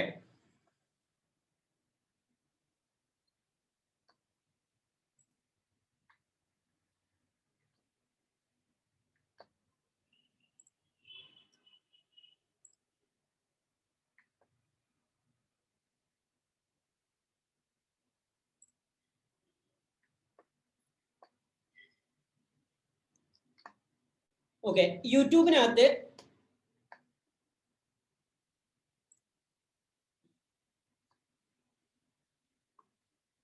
യൂട്യൂബിനകത്ത് നമുക്കറിയാം, ഇതേപോലെ ഫസ്റ്റ് നമ്മൾ ഓപ്പൺ ആക്കുന്ന സമയത്ത് കാണുന്നതാണ് ഹോം പേജ്. ഏറ്റവും കൂടുതൽ ആളുകൾ ആദ്യം കയറുന്ന ഒരു സ്പേസ് ആണ് ഹോം പേജ്. ഹോം പേജ് കഴിഞ്ഞിട്ടാണ് പിന്നെ മറ്റുള്ള ഏതെങ്കിലും പ്ലേലിസ്റ്റുകൾക്കകത്തോട്ടോ അല്ലെങ്കിൽ വീഡിയോന്റെ പേജിനകത്തോട്ടൊക്കെ പിന്നീട് കയറുള്ളൂ. അപ്പൊ ഈ ഹോം പേജിനകത്ത് നമുക്കൊക്കെ അറിയാം ഏറ്റവും കൂടുതൽ നമുക്ക് ഇഷ്ടപ്പെട്ട സാധനങ്ങൾ, നമ്മൾ സ്ഥിരമായിട്ട് കാണുന്ന സാധനങ്ങൾ മാത്രമേ ഏറ്റവും ടോപ്പിൽ വന്ന് നിൽക്കണുള്ളൂ. അത് എന്റെ ഒരു ഡാഷ്ബോർഡ് തുറക്കണ പോലെയല്ല നിങ്ങളുടെ ഡാഷ്ബോർഡ് ഉണ്ടാവുക. നിങ്ങളുടെ ഡാഷ്ബോർഡിൽ ഒരു പക്ഷേ നിങ്ങൾ തൊട്ട് മുന്നേ കണ്ടിട്ടുള്ള ഏത് കാറ്റഗറിയിൽ പെട്ടിട്ടുള്ള ഏത് വീഡിയോസ് ആണ്, ആ വീഡിയോസ് മാത്രമേ കാണുള്ളൂ. നമ്മൾ ഏറ്റവും കൂടുതൽ ക്ലിക്ക് ചെയ്യാൻ സാധ്യത ഉള്ളതും ഈ ആദ്യത്തെ 2 റോ ആയിരിക്കും. ഇത് മൊബൈലിനകത്താണെങ്കിലും ആദ്യത്തെ 1, 2, 3, 4 മാക്സിമം ഒരു 10ന്റെ താഴേക്ക് പോകാനുള്ള സാധ്യത വളരെ കുറവാണ്. അതല്ലെങ്കിൽ പിന്നെ ആ സമയത്ത് നമ്മൾ ടാർഗറ്റ് ചെയ്യണം. നമ്മളിപ്പോ ഒരു ഇംഗ്ലീഷ് പാട്ട് കേൾക്കാൻ കാണാൻ ഇഷ്ടപ്പെട്ട ആളാണ്. അപ്പൊ ഞാൻ ഇംഗ്ലീഷ് പാട്ട് എന്ന് പറഞ്ഞ് സെർച്ച് ചെയ്യും. അതല്ലെങ്കിൽ ഇന്ന ടൈപ്പ് സിനിമനെ കാണണം തോന്നുകയാണെങ്കിൽ ആ സിനിമനെ മാത്രം ഫോക്കസ് ചെയ്തിട്ട് നമ്മൾ സെർച്ച് ചെയ്തെടുത്തിട്ട് ആ സാധനം മാത്രം നമ്മൾ കാണുള്ളൂ. അതല്ലെങ്കിൽ നമ്മൾ എടുത്ത് നോക്കുമ്പോൾ ഡാഷ്ബോർഡിനകത്ത് കാണുന്ന സാധനങ്ങൾ എന്താണോ ആ സാധനങ്ങൾ മാത്രമേ നമ്മൾ കാണാൻ ഇഷ്ടപ്പെടുന്നുള്ളൂ. അപ്പോൾ നമ്മൾ ഇഷ്ടപ്പെട്ട സാധനങ്ങൾ മാത്രം കാണിക്കാൻ വേണ്ടിയിട്ട് അവരൊരു പേഴ്സണലൈസ്ഡ് ഡാഷ്ബോർഡിനെ ക്രിയേറ്റ് ചെയ്തിട്ടുണ്ട്. എന്ന് വെച്ചാൽ അത് ഓരോ വ്യൂവേഴ്സിനും ഓരോ അക്കൗണ്ടിനും സെപ്പറേറ്റ് രൂപത്തിലായിരിക്കും ഇതിനകത്ത് ഉണ്ടാവുക. അത് നമുക്ക് കാണാൻ വേണ്ടിയിട്ടുള്ള ഒരു സ്പേസ്. എന്തായാലും ഈ ഒരു ഡാഷ്ബോർഡിന്റെ ആദ്യ പടിയിൽ നമ്മൾ എത്തിക്കണം എന്നുള്ളതാണ് നമ്മുടെ ഒരു ചാനലിൽ നമ്മുടെ വീഡിയോസിന്റെ ആദ്യത്തെ ഒരു വിഷൻ. ഇതിന് വേണ്ടിയിട്ടാണ് നമ്മൾ ഇതിനെ ആദ്യം ഒപ്റ്റിമൈസ് ചെയ്യുന്ന ഒരു ഘടകം. ഇനി ഇതിനൊക്കെ പുറമെ വ്യൂവർ ഈ ഡാഷ്ബോർഡ് വഴി മാത്രമല്ല വരിക, സെർച്ച് ചെയ്താൽ അതിനകത്തോട്ട് കയറും. ഒരു ഉദാഹരണത്തിന് ഞാൻ ഇതിനകത്ത് എന്തെങ്കിലും സാധനം സെർച്ച് ചെയ്യണം, ഒരു ട്രാവൽ എന്നുള്ള ഞാൻ ഊട്ടി എന്ന് സെർച്ച് ചെയ്യണം. അപ്പൊ ഞാൻ ഊട്ടിയെ പറ്റിയുള്ള എന്തെങ്കിലും വീഡിയോസ് ഒക്കെ ഇതിനെ കാണുമ്പോൾ ആദ്യം തന്നെ കാണുന്നത് ഒരാളെ വീഡിയോ, കാരണം രണ്ടാമത് വേറെ ആളെ വീഡിയോ, മൂന്നാമത് വേറെ വീഡിയോ. അങ്ങനെ നമ്മൾ പബ്ലിഷ് ചെയ്തിട്ടുള്ള വീഡിയോ അതിന്റെ ചാനലായിട്ട് ബന്ധപ്പെട്ടുള്ള സാധനം എന്താണ് ഇവർ സെർച്ച് ചെയ്യാൻ സാധ്യത ഉള്ളത്, ആ സാധനമൊക്കെ വെച്ചുകൊണ്ട് ആദ്യം കാണിക്കാൻ വേണ്ടിയിട്ടും ഈ പറഞ്ഞ ഒപ്റ്റിമൈസേഷൻ തന്നെ ചെയ്യുന്നത്. നമ്മൾ ആദ്യം ചെയ്യേണ്ടത് എന്താന്ന് വെച്ച് കഴിഞ്ഞിട്ടുണ്ടെങ്കിൽ ഈ SEO ഒക്കെ പറയുന്നതിന് മുമ്പായിട്ട് അതിന് ഈ വീഡിയോന്റെ ക്വാളിറ്റി, അതല്ലെങ്കിൽ വോയിസിന്റെ ക്വാളിറ്റി, അതല്ലെങ്കിൽ അങ്ങനെയുള്ള കാര്യങ്ങളൊക്കെ ഇതിന് പ്രധാനപ്പെട്ട ഒരു ഘടകം തന്നെയാണ്. കാരണം എന്താണെന്ന് വെച്ച് കഴിഞ്ഞാല് വീഡിയോന്റെ ക്വാളിറ്റി എന്ന് പറയുമ്പോൾ നമ്മൾ സാധാരണ മൊബൈലിൽ ഷൂട്ട് ചെയ്യാം, വലിയ ക്വാളിറ്റിയിൽ ഷൂട്ട് ചെയ്യാം. പക്ഷെ മൊബൈലിൽ ഷൂട്ട് ചെയ്യാന്നുള്ളത് നല്ല ക്വാളിറ്റിയിൽ ഷൂട്ട് ചെയ്യുന്നപ്പോൾ ഒരുപാട് ആളുകൾ മൊബൈൽ തന്നെയാണ് സാധനം ഷൂട്ട് ചെയ്യുന്നത്. സംഭവം ഈ ഷൂട്ട് ചെയ്യുമ്പോൾ ഇരുട്ടത്ത് നമ്മളൊരു സാധനം ഷൂട്ട് ചെയ്ത് കഴിഞ്ഞിട്ടുണ്ടെങ്കിൽ പൊതുവേ ആ സാധനം നമ്മളെ മുഖമൊക്കെ വ്യക്തമാവും, അതല്ലെങ്കിൽ മറ്റുള്ള സാധനവും ഒബ്ജക്റ്റുകളും കാര്യങ്ങളൊന്നും അധികം കിട്ടിക്കോളുന്നില്ല. രണ്ടാമത്തെ ഒരു കാര്യം, നമ്മളത് വെയിലത്ത് നിന്നിട്ട് സൺലൈറ്റിൽ നിന്നിട്ട് ഈ സാധനത്തെ നമ്മൾ ഷൂട്ട് ചെയ്യുകയാണെന്നുണ്ടെങ്കിൽ അത് നമുക്ക് കുറച്ചുകൂടെ വ്യക്തമായിട്ട് കാണാൻ പറ്റും. അതിനകത്ത് ഒരുപാട് ഒബ്ജക്റ്റുകൾ കാണാൻ പറ്റും. ഒരുപാട് ഒബ്ജക്റ്റ് എന്ന് പറഞ്ഞു കഴിഞ്ഞാൽ നമ്മളെ വീട് കാണാം, കാറ് കാണാം, തൊട്ടപ്പുറത്തുള്ള മരം കാണാം, അപ്പുറത്തൂടെ പോകണ വേറെ എന്തെങ്കിലും മൃഗങ്ങളുണ്ടെങ്കിൽ അതിനെ കാണാം, വേറെ ആളുകൾ നമ്മളെ ഫ്രെയിമിലുണ്ടെങ്കിൽ അത് കാണാം. അങ്ങനെ ഒരുപാട് സാധനങ്ങൾ കാണിച്ചു കൊടുക്കുന്ന സംഭവം ചിലപ്പോൾ സൺഡേ നല്ല ലൈറ്റിൽ ഉണ്ടാവുക. നമ്മളൊരു സാധനത്തിന്റെ പ്രൊഡക്റ്റിന്റെ റിവ്യൂ ഒക്കെ എടുത്ത് കാണിക്കുകയാണെങ്കിൽ ആ പ്രൊഡക്റ്റിനെ പറ്റി വ്യക്തമായിട്ട് നല്ല രീതിയിൽ കാണിക്കാൻ പറ്റുന്ന സാധനങ്ങളാണെങ്കിൽ അങ്ങനെ ഉണ്ടാവാം. കുറച്ചുകൂടെ സിമ്പിൾ ആയിട്ട് പറയുകയാണെന്നുണ്ടെങ്കിൽ ഗൂഗിളിനെ സംബന്ധിച്ച് ഗൂഗിൾ ഇതിനകത്ത് വ്യൂവേഴ്സിനെ എങ്ങനെ ഉണ്ടാക്കുന്നു എന്നുള്ള ഒരു ടെക്നിക്കൽ നമ്മളൊന്ന് മനസ്സിലാക്കുകയാണെന്നുണ്ടെങ്കിൽ ഈ സാധനത്തിന് ഒപ്റ്റിമൈസ് ചെയ്യാൻ നമുക്ക് വളരെ എളുപ്പമാണ്. കാരണം ഗൂഗിളിനെ സംബന്ധിച്ച് കിട്ടേണ്ട എന്താന്ന് വെച്ച് കഴിഞ്ഞാൽ ഈ നമ്മൾ അപ്ലോഡ് ചെയ്തിട്ടുള്ള വീഡിയോ എന്ത് രൂപത്തിലുള്ള വീഡിയോ ആണ് എന്നുള്ളത് ഗൂഗിളിന്റെ ഞാൻ നേരത്തെ പറഞ്ഞ AI മെഷീനിന് മനസ്സിലാവണം. എന്നാൽ മാത്രമേ എന്തേ ഉള്ളൂ നമ്മുടെ വീഡിയോ അത് കൂടുതൽ ആളുകളിലേക്ക് എത്തുള്ളൂ. ഒരു ഉദാഹരണത്തിന് നമ്മൾ ഒരു കമ്പ്യൂട്ടറിനെ പറ്റി അതല്ലെങ്കിൽ വേറെ ഒരു കാറിനെ പറ്റി ഒരു വീഡിയോ ചെയ്യുകയാണെന്നുണ്ടെങ്കിൽ, ഒരു ബെൻസ് കാറിനെ പറ്റി വീഡിയോ ചെയ്യുകയാണെന്നുണ്ടെങ്കിൽ ബെൻസ് കാറിനെ മാത്രം കൂടുതലും അതിനകത്ത് കാണിക്കുക. അതല്ലെങ്കിൽ ബെൻസ് കാറിന്റെ വിഷയം ഏതെങ്കിലും ഫ്രെയിമിനകത്ത് ഉണ്ടാവുക, കൂടുതൽ ഫ്രെയിമുകളിൽ ബെൻസ് കാർ ഉണ്ടാവുക. അങ്ങനെയാണെന്നുണ്ടെങ്കിൽ ആ വീഡിയോ വളരെ പെട്ടെന്ന് റീച്ച് ആവും. എങ്ങനെ ബെൻസ് കാർ ഇഷ്ടപ്പെട്ട, ബെൻസ് കാർ സെർച്ച് ചെയ്യണ, ബെൻസ് കാറിനോട് താല്പര്യമുള്ള കുറെ ആളുകളിലേക്ക് ആ വീഡിയോനെ പെട്ടെന്ന് എത്തിക്കാൻ പറ്റും. അപ്പോൾ വീഡിയോ ഷൂട്ട് ചെയ്യുമ്പോൾ ഞാൻ നേരത്തെ പറഞ്ഞ ക്വാളിറ്റി എന്ന് പറഞ്ഞത് നിങ്ങളുടെ ക്യാമറന്റെ ക്വാളിറ്റി അല്ല, പകരം ആ വീഡിയോന്റെ ഫ്രെയിംസിനകത്ത് നിങ്ങൾ ടാർഗറ്റ് ചെയ്തിട്ടുള്ള ഓഡിയൻസിന്റെ അടുത്തേക്ക് എത്തിക്കാൻ വേണ്ട സബ്ജക്റ്റിനോട് ബന്ധപ്പെട്ടിട്ടുള്ള വിഷ്വൽ ആയിട്ടുള്ള ഒബ്ജക്റ്റുകള്, വിഷ്വൽസ് എത്രത്തോളം എണ്ണുണ്ട് അത്രത്തോളം കൂടുതൽ ഇതിന്റെ വീഡിയോ ക്വാളിറ്റി കൂടുതലാണെന്നുള്ളതാണ് പറയാം. അതിന്റെ ലൈറ്റിങ്ങും അതിന്റെ കാണാൻ എത്രത്തോളം വ്യക്തത ഉണ്ട്, ഇതൊക്കെ അതിനെ ബേസ് ചെയ്തിട്ടുള്ള സാധനം തന്നെയാണ്. ഞാൻ നേരത്തെ പറഞ്ഞ പോലെ ഇരുട്ടത്ത് നിങ്ങൾ ഒരു കാറ് കാണിച്ചു കൊടുത്തോണ്ട് പ്രത്യേകിച്ച് ഉപകാരങ്ങളൊന്നും ഇല്ല. നല്ല വെയിലത്ത് പച്ച വെളിച്ചത്തിൽ പോയിട്ട് ഈ സാധനത്തിന് ഒറിജിനലി കാണിച്ചു കൊടുക്കുകയാണെന്നുണ്ടെങ്കിൽ അത് വീഡിയോന്റെ ആദ്യം മുതൽ അവസാനം വരെ എത്ര ഫ്രെയിംസ് ഉണ്ടോ അത്രത്തോളം ഫ്രെയിംസ് മെഷീൻ മനസ്സിലാക്കും. നമുക്കറിയാം ഒരു സാധനം വീഡിയോ ഷൂട്ട് ചെയ്യുന്ന സമയത്ത് മിനിമം ഒരു 30 ഫ്രെയിംസ് ആയിരിക്കും ഒരു സെക്കൻഡിനകത്ത് ഉണ്ടാവുക. അങ്ങനെ ചിലപ്പോൾ 120 ഫ്രെയിംസ് ഉണ്ടാവും. അപ്പൊ ഫ്രെയിംസിന്റെ എണ്ണം എത്രത്തോളം ഒരു വീഡിയോക്കകത്തുണ്ട്, അത് 5 മിനിറ്റ് ആണോ 10 മിനിറ്റ് ആണോ കാണിച്ചു കൊടുക്കുന്നത്, അതിനകത്ത് എത്രത്തോളം ആളുകൾ കാണാൻ സാധ്യതയുണ്ട്, ഇതിനൊക്കെ ബേസ് ചെയ്തിട്ടാണ് ഈ സാധനത്തിന് ഏറ്റവും ടോപ്പിൽ വരുന്നത്. അപ്പൊ നമ്മുടെ ടാർഗറ്റ് ഓഡിയൻസിന്റെ അടുത്തേക്ക് നമ്മുടെ സബ്ജക്റ്റിനെ എത്തിക്കാൻ വേണ്ടിയിട്ട് നമ്മുടെ സബ്ജക്റ്റിനെ റിലേറ്റ് ചെയ്തിട്ടുള്ള വിഷ്വലുകൾ ഉണ്ടെങ്കിൽ, അതായത് ഞാൻ പറയുന്ന കാരണം വെച്ചാൽ എല്ലാ സാധനവും ഒരേപോലെ അല്ല. അതായത് നമ്മളൊരു മോട്ടിവേഷൻ ട്രെയിനിങ് നടത്തുമ്പോൾ അവിടെ നിന്ന് കാണിച്ചു കൊടുക്കാൻ പ്രത്യേകിച്ചൊന്നുമില്ല. പക്ഷെ അതുകൊണ്ട് തന്നെ കാണിച്ചു കൊടുക്കാൻ പറ്റുന്ന സാധനങ്ങളാണെന്നുണ്ടെങ്കിൽ അതിന് നമ്മൾ മാക്സിമം ഇമ്പോർട്ടൻസ് കൊടുത്തിട്ട് വിഷ്വലിനകത്ത് കൂടുതൽ കയറ്റി വെക്കുക. അതിനെ കൂടുതൽ ഫ്രെയിംസിനകത്ത് നമ്മൾ അതിനെ ആഡ് ചെയ്ത് വെക്കുക. ആദ്യം മുതൽ അവസാനം വരെ കാണിക്കാൻ വേണ്ടി ശ്രമിക്കുക. അതല്ലാതെ നമ്മളൊരു സാധനത്തിനെ പറ്റി പറയുമ്പോൾ ആ സാധനത്തിന് കുറച്ച് ഭാഗം മാത്രം കാണിച്ചിട്ട് ബാക്കിയുള്ളൊക്കെ നമ്മുടെ തല നമ്മളെ മുഖം മാത്രം കാണിച്ചു കൊടുത്തിട്ട് കഴിഞ്ഞെന്നുണ്ടെങ്കിൽ ആ സ്ഥാനത്തിന്റെ പ്രയോറിറ്റി ഒരുപാട് കുറയാണ് ചെയ്യുന്നത്. അതിന്റെ ഒരു നല്ല ക്വാളിറ്റിയുള്ള വീഡിയോ അല്ല എന്നുള്ളതാണ് ഗൂഗിൾ നിശ്ചയിക്കുന്നത്. നമ്മൾ നിശ്ചയിക്കണം അങ്ങനെയല്ല കേട്ടോ. നമ്മൾ സാധാരണ തന്നെ കാണിക്കാം അത് എത്രത്തോളം നല്ല 4K റെസൊല്യൂഷനിൽ നല്ല ക്വാളിറ്റിയുള്ള നല്ല ക്യാമറ വെച്ച് ഷൂട്ട് ചെയ്യുന്നതാണ് നമ്മൾ നിശ്ചയിക്കുക. ഗൂഗിളിനും ആ ക്വാളിറ്റിക്ക് വളരെ പ്രധാനം ഉണ്ടെങ്കിലും അതിലൊക്കെ ഉപരി അവർ എത്രത്തോളം ഇത് കൊമേഴ്സ്യലി വേയബിൾ ആണ് എന്നുള്ളതാണ് നോക്കുന്നത്. കൊമേഴ്സ്യലി വേയബിൾ ആണെന്ന് നോക്കാനുള്ള കാരണം എന്താണെന്ന് വെച്ചാൽ ഗൂഗിളിന് നമ്മളെ കുറെ നെറ്റ്വർക്ക് ഉണ്ടാക്കി തന്നുകൊണ്ട് കുറെ വ്യൂവേഴ്സ് ഉണ്ടാക്കി തന്നു. ഗൂഗിളിന് പ്രത്യേകിച്ച് ഉപകാരങ്ങൾ എന്താണ്? ഗൂഗിളിന് അത്രയും അഡ്വർടൈസ്മെന്റ് കിട്ടണം എന്നുള്ളതാണ്. കാരണം കുറെ വ്യൂവേഴ്സിന് അവരിഷ്ടപ്പെട്ട സാധനങ്ങൾ മാത്രം വളരെ പെട്ടെന്ന് എത്തിച്ചു കൊടുക്കാനുള്ള സർവീസ് ആണ് ഗൂഗിൾ ചെയ്യുന്നത്. അത് എന്തിനാണെന്ന് ചോദിച്ചു കഴിഞ്ഞാൽ അവർ അഡ്വർടൈസ്മെന്റ് കാണാനുള്ള സ്പേസ് ഉണ്ടാക്കി എടുക്കുക എന്നുള്ളതാണ്. അപ്പൊ അഡ്വർടൈസ്മെന്റ് കാണാനുള്ള സ്പേസ് കൊടുക്കണം എന്നുണ്ടെങ്കിൽ കൊമേഴ്സ്യലി വേയബിൾ ആക്കണം എന്നുണ്ടെങ്കിൽ കൂടുതൽ ആളുകളിലേക്ക് റീച്ച് ഉണ്ടാക്കണം. ആ റീച്ച് ഉണ്ടാക്കാൻ വേണ്ടിയിട്ട് അവർ ഇഷ്ടപ്പെടുന്ന അവർ ടാർഗറ്റ് ചെയ്തിട്ടുള്ള അത്രയും സാധനങ്ങൾക്ക് മെഷീൻ ലിസ്റ്റ് ചെയ്ത് വെക്കുന്നത് അതിന്റെ ഒന്ന് ഗ്രാഫിക്കലായിട്ട് അതിനകത്ത് എത്രത്തോളം ആ ഓബ്ജക്റ്റിനെ കാണിച്ചിട്ടുണ്ട് എന്നുള്ളതും ആണ് ഒന്നുള്ളത്. രണ്ടാമത്തത് വോയിസിനെ കുറിച്ചാണ്, അതായത് സൗണ്ട്. ഇപ്പോൾ ഒരു തരത്തിന് നമ്മളിപ്പോൾ മോട്ടിവേഷൻ സ്പീക്കിനെ പറ്റി പറയുമ്പോൾ ഞാൻ നേരത്തെ പറഞ്ഞു കാറ് കാണിച്ചു കൊടുക്കാൻ പറ്റില്ല. ഇതേപോലെ കൊമേഴ്സ്യലി വേബിൾ ആയിട്ടുള്ള മറ്റുള്ള ഒബ്ജക്റ്റിൽ നിന്ന് കാണിച്ചു കൊടുക്കാൻ പറ്റില്ല. ഒരു പക്ഷേ നമ്മുടെ തല മാത്രം കാണിക്കേണ്ടി വരും. അല്ലെങ്കിൽ നമ്മൾ കാണിച്ചു കൊടുക്കുന്ന വേറെ എന്തെങ്കിലും ചെറിയ ഒബ്ജക്റ്റിലൊക്കെ ഉണ്ടെങ്കിൽ അത് മാത്രമേ ഉണ്ടാവുള്ളൂ. അപ്പൊ അവിടെ നമ്മുടെ ഈ പറഞ്ഞ പോലെ തന്നെ വിഷ്വൽ ക്വാളിറ്റിയും കുറച്ച് കൂടുതൽ നല്ലതാണ്. കാരണം വിഷ്വൽ ക്വാളിറ്റി ഉള്ള ആ സാധനങ്ങളാണ് കൂടുതൽ വ്യൂവേഴ്സും കാണുക. കാരണം ഞാൻ നേരത്തെ പറഞ്ഞ ലൈറ്റിന്റെ കാര്യത്തിൽ പ്രത്യേകം ശ്രദ്ധിക്കുക. അത് ഇരുട്ടത്ത് നിന്നിട്ട് നമ്മളൊരു മോട്ടിവേഷൻ ട്രെയിനിങ് നടത്തുന്നതും നല്ല വെയിലത്ത് നിന്നിട്ടോ അല്ലെങ്കിൽ നല്ലൊരു ആർട്ടിഫിഷ്യൽ ലൈറ്റിലാണെങ്കിൽ പോലും നല്ല വെളിച്ചത്തിൽ നമ്മളെ മുഖം വ്യക്തമായിട്ട് കാണാൻ പറ്റുന്ന രൂപത്തിൽ ചെയ്യണമെന്നുകൊണ്ട് ഒരുപാട് വ്യത്യാസം ഉണ്ട് കേട്ടോ. കാരണം ഇരുട്ടത്ത് നിന്ന് കാണുന്നതൊന്നും ഒരു വ്യൂവർ ഒരാൾ ഒരു പക്ഷേ മുഴുവനായിട്ട് കാണൂല. അപ്പൊ വീണ്ടും നമ്മളെ വീഡിയോ കാണാനുള്ള സാധ്യത കുറവാണ്. പക്ഷെ വെളിച്ചത്തിൽ നല്ല സൺലൈറ്റിൽ നല്ല രീതിയിൽ കാണുകയാണെങ്കിൽ നല്ലതാണ്. വോയിസിനകത്ത് പറയാനുള്ള കാരണം എന്താ വെച്ചാൽ നമ്മൾ ഒരു വോയിസ് നമ്മൾ എന്ത് സംസാരിക്കുന്ന സമയത്തും നമ്മുടെ സംസാരം എത്രത്തോളം മെഷീനിന് മനസ്സിലാക്കാൻ പറ്റുന്ന രൂപത്തിൽ വ്യക്തമാണ്. മെഷീനിന് നമ്മൾ പറയുന്നത് എന്താണ് എന്നുള്ളത് ഒരു മനുഷ്യൻ മനസ്സിലാക്കണ പോലെ മെഷീൻ മനസ്സിലാക്കുകയാണെന്നുണ്ടെങ്കിൽ അത് മെഷീൻ അത്രയും നോട്ട് ചെയ്യും. അതിന്റെ പ്രയോറിറ്റി കൂട്ടാനുള്ള സാധ്യത കൂടുതലാണ്. എന്ന് വെച്ചാൽ നമ്മൾ പറയാണ് നമ്മളിപ്പോ ഒരു ഇപ്പൊ 2021 നമ്മളൊരു മോട്ടിവേഷൻ ട്രെയിനിങ് കൊടുക്കുകയാണ്.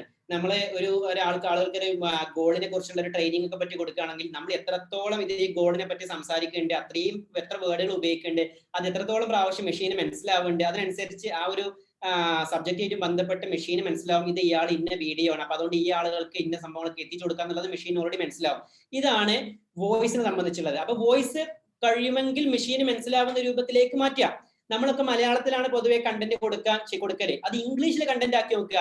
ഇംഗ്ലീഷിൽ കണ്ടന്റ് ആക്കി കഴിഞ്ഞാൽ റീച്ച് ഒന്നുകൂടെ കൂടും. ആ റീച്ച് കൂടാതെ ഇംഗ്ലീഷിലുള്ള വ്യൂവേഴ്സിന്റെ എണ്ണം കൂടുതലായതുകൊണ്ട് മാത്രമല്ല, ഇംഗ്ലീഷ് നമ്മൾ സംസാരിക്കുമ്പോൾ അത് വ്യക്തമായിട്ട് മെഷീന് മനസ്സിലാവും ഇവരിത് എന്താണ് പറയുന്നത് എന്നുള്ളത്. അതല്ല നമ്മൾ മലയാളത്തിലാണ്, തമിഴിലാണ്, കന്നഡയിലാണ് സംസാരിക്കണമെന്നുണ്ടെങ്കിൽ നമ്മൾ സംസാരിക്കണ ആ ഒരു ടോക്ക് അത് എന്ത് സബ്ജക്റ്റിനെ കുറിച്ചാണ്, എന്താണ് സംസാരിക്കണത്, ഇതുമായിട്ട് ബന്ധപ്പെട്ടുള്ള വ്യൂവർ ഇവിടെ ഉണ്ടോ എന്നുള്ളതിനെ പറ്റി ഒരു രീതിയിലും മെഷീന് മനസ്സിലാവില്ല. അപ്പൊ ഇതിനെ പതുക്കെ മാത്രമേ കയറുള്ളൂ. അതേപോലെ തന്നെ നമ്മൾ മറ്റുള്ള ലാംഗ്വേജുകളിലാണെന്നുണ്ടെങ്കിൽ അതിനെ നമ്മൾ കഴിയുമെങ്കിൽ മെഷീന് മനസ്സിലാക്കുന്ന രൂപത്തിലേക്ക് കൊണ്ടുവരാൻ വേണ്ടിയിട്ടാണ് സബ് ടൈറ്റിൽ എന്ന് പറഞ്ഞ വേറെ സംഭവങ്ങളുള്ളത്. നിങ്ങൾ യൂട്യൂബിനകത്ത് ഒരു വീഡിയോ പബ്ലിഷ് ചെയ്ത് കഴിയണമെന്നുണ്ടെങ്കിൽ നിങ്ങൾക്ക് സബ് ടൈറ്റിലും കൂടെ ആഡ് ചെയ്യാനുള്ള സംഭവം അതിനകത്ത് ഉണ്ടാവും. സബ് ടൈറ്റിൽ നിങ്ങൾ യൂട്യൂബിനകത്ത് പബ്ലിഷ് ചെയ്യാം. നമ്മൾ ഏതൊരു വീഡിയോ ഓപ്പൺ ആക്കുകയാണെങ്കിലും അതിനൊരു സബ് ടൈറ്റിൽ ഉണ്ടാവും. അതുപോലെ മലയാളത്തിൽ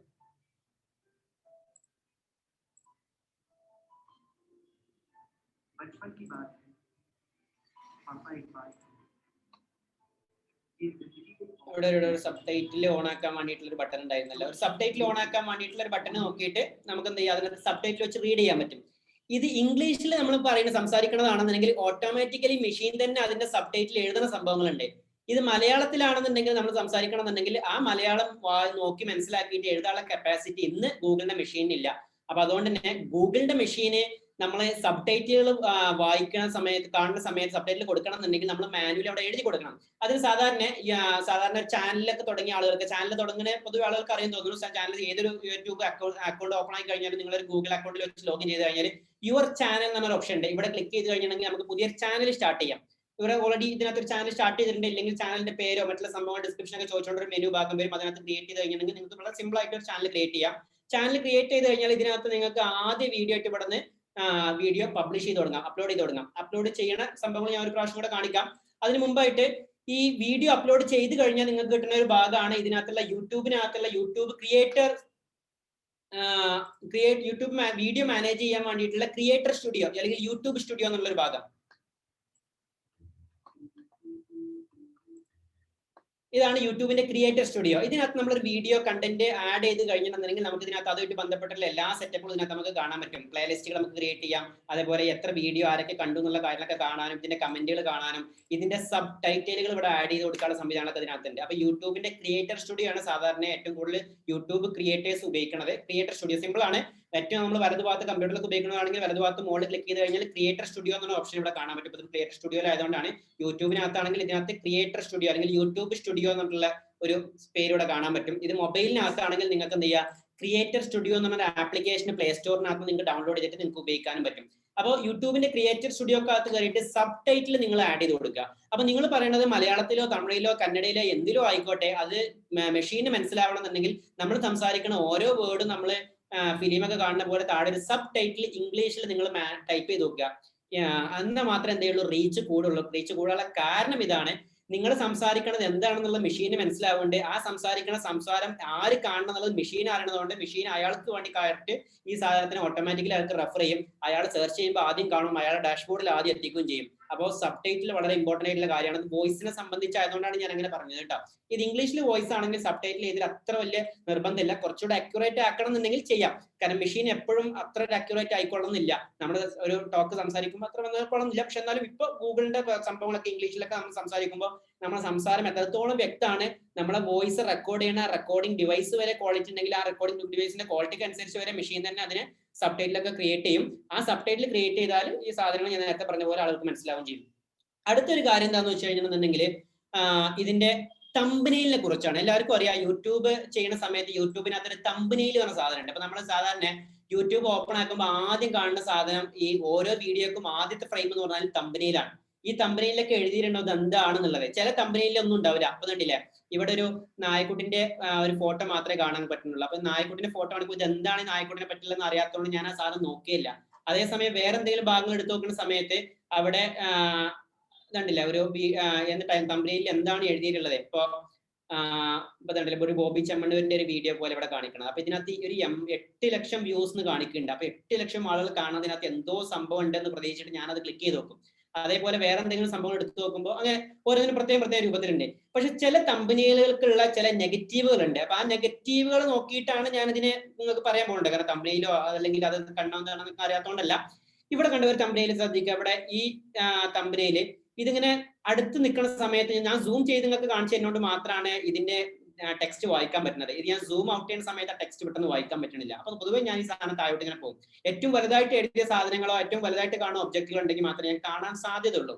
ഇത് വ്യൂവർ കേസിൽ നിന്ന് നോക്കുകയാണെന്നുണ്ടെങ്കിൽ അങ്ങനെയാണ്. അതായത് ആളുകൾ കാണുമ്പോൾ ഒറ്റയടിക്ക് അയാൾ അട്രാക്റ്റഡ് ആവണം. ഈ സാധനം അത് ഇന്ന സ്ഥലമാണ് കാണിച്ചു, ഇന്ന കാറാണ് കാണിച്ചു കൊടുക്കുന്നത്, ഇന്ന ടൈപ്പ് സാധനങ്ങളാണ്. ഈ ഒരു വോയിസിനാണ് പ്രാധാന്യം, സബ്ജക്റ്റിനാണ് പ്രാധാന്യമെങ്കിൽ സബ്ജക്റ്റ് എന്താണെന്നുള്ളത് വ്യക്തമായിട്ട് വലുതാക്കി എഴുതി വെച്ചിട്ടുണ്ടെന്നുണ്ടെങ്കിൽ ആ സാധനത്തിന് നമ്മൾ പോയി കാണും. ഇതിനൊക്കെ പുറമെ മെഷീനെ, അതായത് ഗൂഗിളിന്റെ ഇന്റലിജന്റ് മെഷീനും കൂടെ മനസ്സിലാവുന്ന രൂപത്തിൽ ഇത് എഴുതി കൊടുക്കുകയാണെങ്കിൽ നല്ലതാണ്. ഒരു ഉദാഹരണത്തിന് ഈ വീഡിയോയിൽ എഴുതിയിട്ടുള്ളത് കാണിച്ചിട്ടുള്ളത് ഒരു കാലിഗ്രാഫി സ്റ്റൈലിലാണ് അതിന്റെ ടെക്സ്റ്റ് കൊടുത്തിട്ടുള്ളത്. ഇത് കാലിഗ്രാഫി സ്റ്റൈലിൽ കൊടുക്കുന്നതിലേറെ കുറച്ചുകൂടെ വ്യക്തമാക്കി മനസ്സിലാക്കാൻ പറ്റുന്ന രൂപത്തിൽ കുറച്ചുകൂടെ ഒരു സ്റ്റാൻഡേർഡ് ഫോണ്ടിലൊക്കെ ആണെങ്കിൽ ഒന്നുകൂടെ മനസ്സിലാവുകയും ചെയ്യും. മാത്രമല്ല ഇതിനകത്ത് കൂടുതൽ ഇമ്പോർട്ടൻസ് ഈ വീഡിയോക്ക് അത്ര റീച്ച് കയറുന്ന സാധനം എന്ന് വെച്ചാൽ ഇത് ഇവരെ ഫേസും കൂടെ വെച്ചിട്ട്. കാരണം ഇവർ സെലിബ്രിറ്റീസ് ആണ്. അപ്പൊ ഇവരെ ഫേസ് ഓൾറെഡി മെഷീൻ അറിയാം. ആ മെഷീൻ ലേണിംഗ് ഉപയോഗിച്ചിട്ട് ഇത് ആരാണ്, ഇത് എത്രത്തോളം റീച്ച് ഉള്ള ആളുകളാണ്, അത്രത്തോളം റീച്ചുള്ള ഫേസ് ആണ്, ആ ഫേസ് റെക്കഗ്നൈസേഷൻ വരെ മനസ്സിലാക്കിയിട്ടാണ് ഗൂഗിൾ എടുക്കുന്നത്. അപ്പൊ നമ്മൾ ചെയ്യേണ്ടത് എന്താണെന്ന് വെച്ചാൽ നമ്മൾ ഉണ്ടാക്കിയെടുക്കുന്ന വീഡിയോന്റെ തമ്പനെയിൽ എന്ത് ആവണം എന്നുള്ളത് നമ്മൾ നിശ്ചയിക്കലാണ് ആദ്യം. എന്താവണം എന്നുള്ളത് നമ്മൾ നിശ്ചയിക്കേണ്ടത് നമ്മുടെ വീഡിയോ എന്തുകൊണ്ട് വ്യൂവേഴ്സ് കാണണം ആ സാധനം വെച്ചിട്ടാണ്. ഒരു പക്ഷെ നമ്മുടെ ഫേസ് കണ്ടുകൊണ്ടായിരിക്കും വരേണ്ടത്. എന്നും ഒരാളെ ഫേസ് മാത്രം കാണുമ്പോൾ ഇയാൾ കണ്ടോളൊന്നുമില്ല. കാരണം ഇയാളെ വീഡിയോന്റെ നമ്മൾ മുമ്പ് കണ്ടെന്ന് തോന്നും. അതേസമയം നമ്മളൊരു മമ്മൂട്ടിന്റെ മോഹൻലാലിന്റെ ഒരു സെലിബ്രിറ്റിന്റെ ഫേസ് കൊണ്ട് വെച്ച് കഴിഞ്ഞിട്ടുണ്ടെങ്കിൽ അത്രയും റീച്ച് കുറച്ചുകൂടെ കൂടുതൽ കിട്ടും. കാരണം മമ്മൂട്ടിന്റെ മോഹൻലാലിന്റെ ഫേസ്, അയാളെ വീഡിയോസ്, അയാളെ ഇതിന് ബന്ധപ്പെട്ട് മാത്രം കാണുന്ന കുറെ വ്യൂവേഴ്സ് ഉണ്ടായതുകൊണ്ട് അവരെടുത്തേക്ക് എത്തിക്കാൻ വേണ്ടിയിട്ട് നമുക്ക് മമ്മൂട്ടിന്റെ മോഹൻലാലിന്റെ ഫേസ് അതിനകത്ത് വെക്കാം. പക്ഷെ അതൊരു മിസ്ലീഡിംഗ് ആയിട്ടുള്ള ഒരു കണ്ടന്റ് ആണെന്നുണ്ടെങ്കിൽ ശ്രദ്ധിക്കണം. എന്ന് വെച്ചാല് നിങ്ങൾ പറഞ്ഞു കൊടുക്കുന്നത് നിങ്ങളെ ഒരു പ്രൊഡക്റ്റിന്റെ, പുസ്തകത്തിന്റെ എന്തെങ്കിലും ഒരു, അല്ലെങ്കിൽ നിങ്ങൾ കൊടുക്കുന്ന ഒരു കാറിന്റെ ഒരു വീഡിയോ കേൾക്കാറുണ്ടാവുക. പക്ഷെ നിങ്ങൾ കൊണ്ടുപോയിട്ട് മമ്മൂട്ടിന്റെ മോഹൻലാലിന്റെ ഫോട്ടോ വെച്ച് കഴിഞ്ഞാൽ അതിനൊരു മിസ്ലീഡിംഗ് കണ്ടന്റ് എന്ന് പറയാം. മിസ്ലീഡിംഗ് കണ്ടന്റിനെ യൂട്യൂബ് ഒരിക്കലും പ്രൊമോട്ട് ചെയ്യില്ല. അതായത് ആളുകളെ പറ്റിക്കാൻ വേണ്ടിയിട്ടുള്ള രൂപത്തിൽ മുമ്പൊക്കെ നിങ്ങൾ കണ്ടിട്ടുണ്ടാവും. മുമ്പത്തെ വീഡിയോ ഒക്കെ നമ്മൾ അതിനകത്ത് പുറത്ത് വേറെ എന്തെങ്കിലുമൊക്കെ വീഡിയോ വിഷ്വൽ വെച്ചിട്ടുണ്ടാവും. അതിനകത്ത് കയറുമ്പോൾ അതിനായിട്ട് ബന്ധപ്പെട്ട് ഒരു രീതിയിലെ കണക്ഷൻ ഉണ്ടാവില്ല. അതാണ് മിസ്ലീഡിങ് കണ്ടന്റുകൾ. ഈ മിസ്ലീഡിങ് കണ്ടന്റുകളൊക്കെ മുമ്പായിരുന്നു, ഇപ്പൊ അത് പറ്റിയെടുത്ത് പോയിട്ടുണ്ട്. അല്ലെങ്കിൽ നമ്മളിപ്പോ അപ്ലോഡ് ചെയ്യാൻ ശ്രമിച്ചാൽ പോലും ആ സാധനത്തിന് റീച്ച് തീരെ കിട്ടില്ല എന്നുള്ളതാണ്. അതുകൊണ്ട് നമ്മുടെ സബ്ജക്റ്റിന് ഏറ്റവും എത്രത്തോളം ക്ലോസ് ആയിട്ടുള്ള കണ്ടന്റുകളാണോ ആ സാധനത്തിന് മാത്രം നമ്മൾ ഫ്രണ്ടിൽ വെക്കുക. ആ സാധനത്തിന് ഒരു ഉദാഹരണത്തിന് ഒരു ഉദാഹരണം, നിങ്ങൾ ടെസ്ല കാറിനെ പറ്റിയുള്ള ഒരു വീഡിയോ ആണ് നമ്മൾ ചെയ്യാൻ പോണത്. അപ്പൊ നമ്മളൊരു ടെസ്ല കാർ നമ്മുടെ ഇന്ത്യയിൽ വന്നിട്ടുണ്ട്, ആ സാധനത്തിന് റിവ്യൂ ഒക്കെ നമ്മൾ ഷൂട്ട് ചെയ്തു. നമ്മളൊരു കാറിന്റെ ഒരു ഓട്ടോമോട്ടീവ് ജേർണലിസ്റ്റ് ആണെന്ന് വിചാരിക്കാം. നിങ്ങളൊരു കാർ വന്നു, കാറിന്റെ റിവ്യൂ ഒക്കെ ഷൂട്ട് ചെയ്തു. ഇതിനെ നിങ്ങളൊരു കസ്റ്റം മെയ്ഡ് രൂപത്തിലുള്ള ഒരു തമ്പയിൽ ആക്കി എടുക്കണം എന്നുണ്ടെങ്കിൽ ഞാൻ ജസ്റ്റ് ഒരു തമ്പയിൽ ഡിസൈൻ ചെയ്തിട്ടും കൂടെ കാണിച്ചു തരാം. ഒരു മിനിറ്റ്. നിങ്ങൾ തമ്പയിൽ ഉപയോഗിക്കാൻ വേണ്ടിയിട്ട് എന്താണ് ഉപയോഗിക്കുന്ന അറിയില്ല. സാധാരണ ഞാനിവിടെ ഉപയോഗിക്കൽ പൊതുവെ ഫോട്ടോഷോപ്പ് എന്ന് പറഞ്ഞിട്ടുള്ള ഒരു സംഭവമാണ്. ഈ ഫോട്ടോഷോപ്പ് ഒക്കെ ഉപയോഗിക്കുന്നവരാണെന്നുണ്ടെങ്കിൽ അതിനകത്ത് തമ്പയിൽ ക്രിയേറ്റ് ചെയ്യുന്ന സമയത്ത് അതിന്റെ സൈസ് കൊടുക്കുന്നത് ഒരു നിങ്ങൾ ഗൂഗിളിൽ തപ്പിയാൽ കാണാൻ പറ്റും കേട്ടോ, ഇതിന്റെ സൈസ് എത്രയാണെന്നുള്ളത്.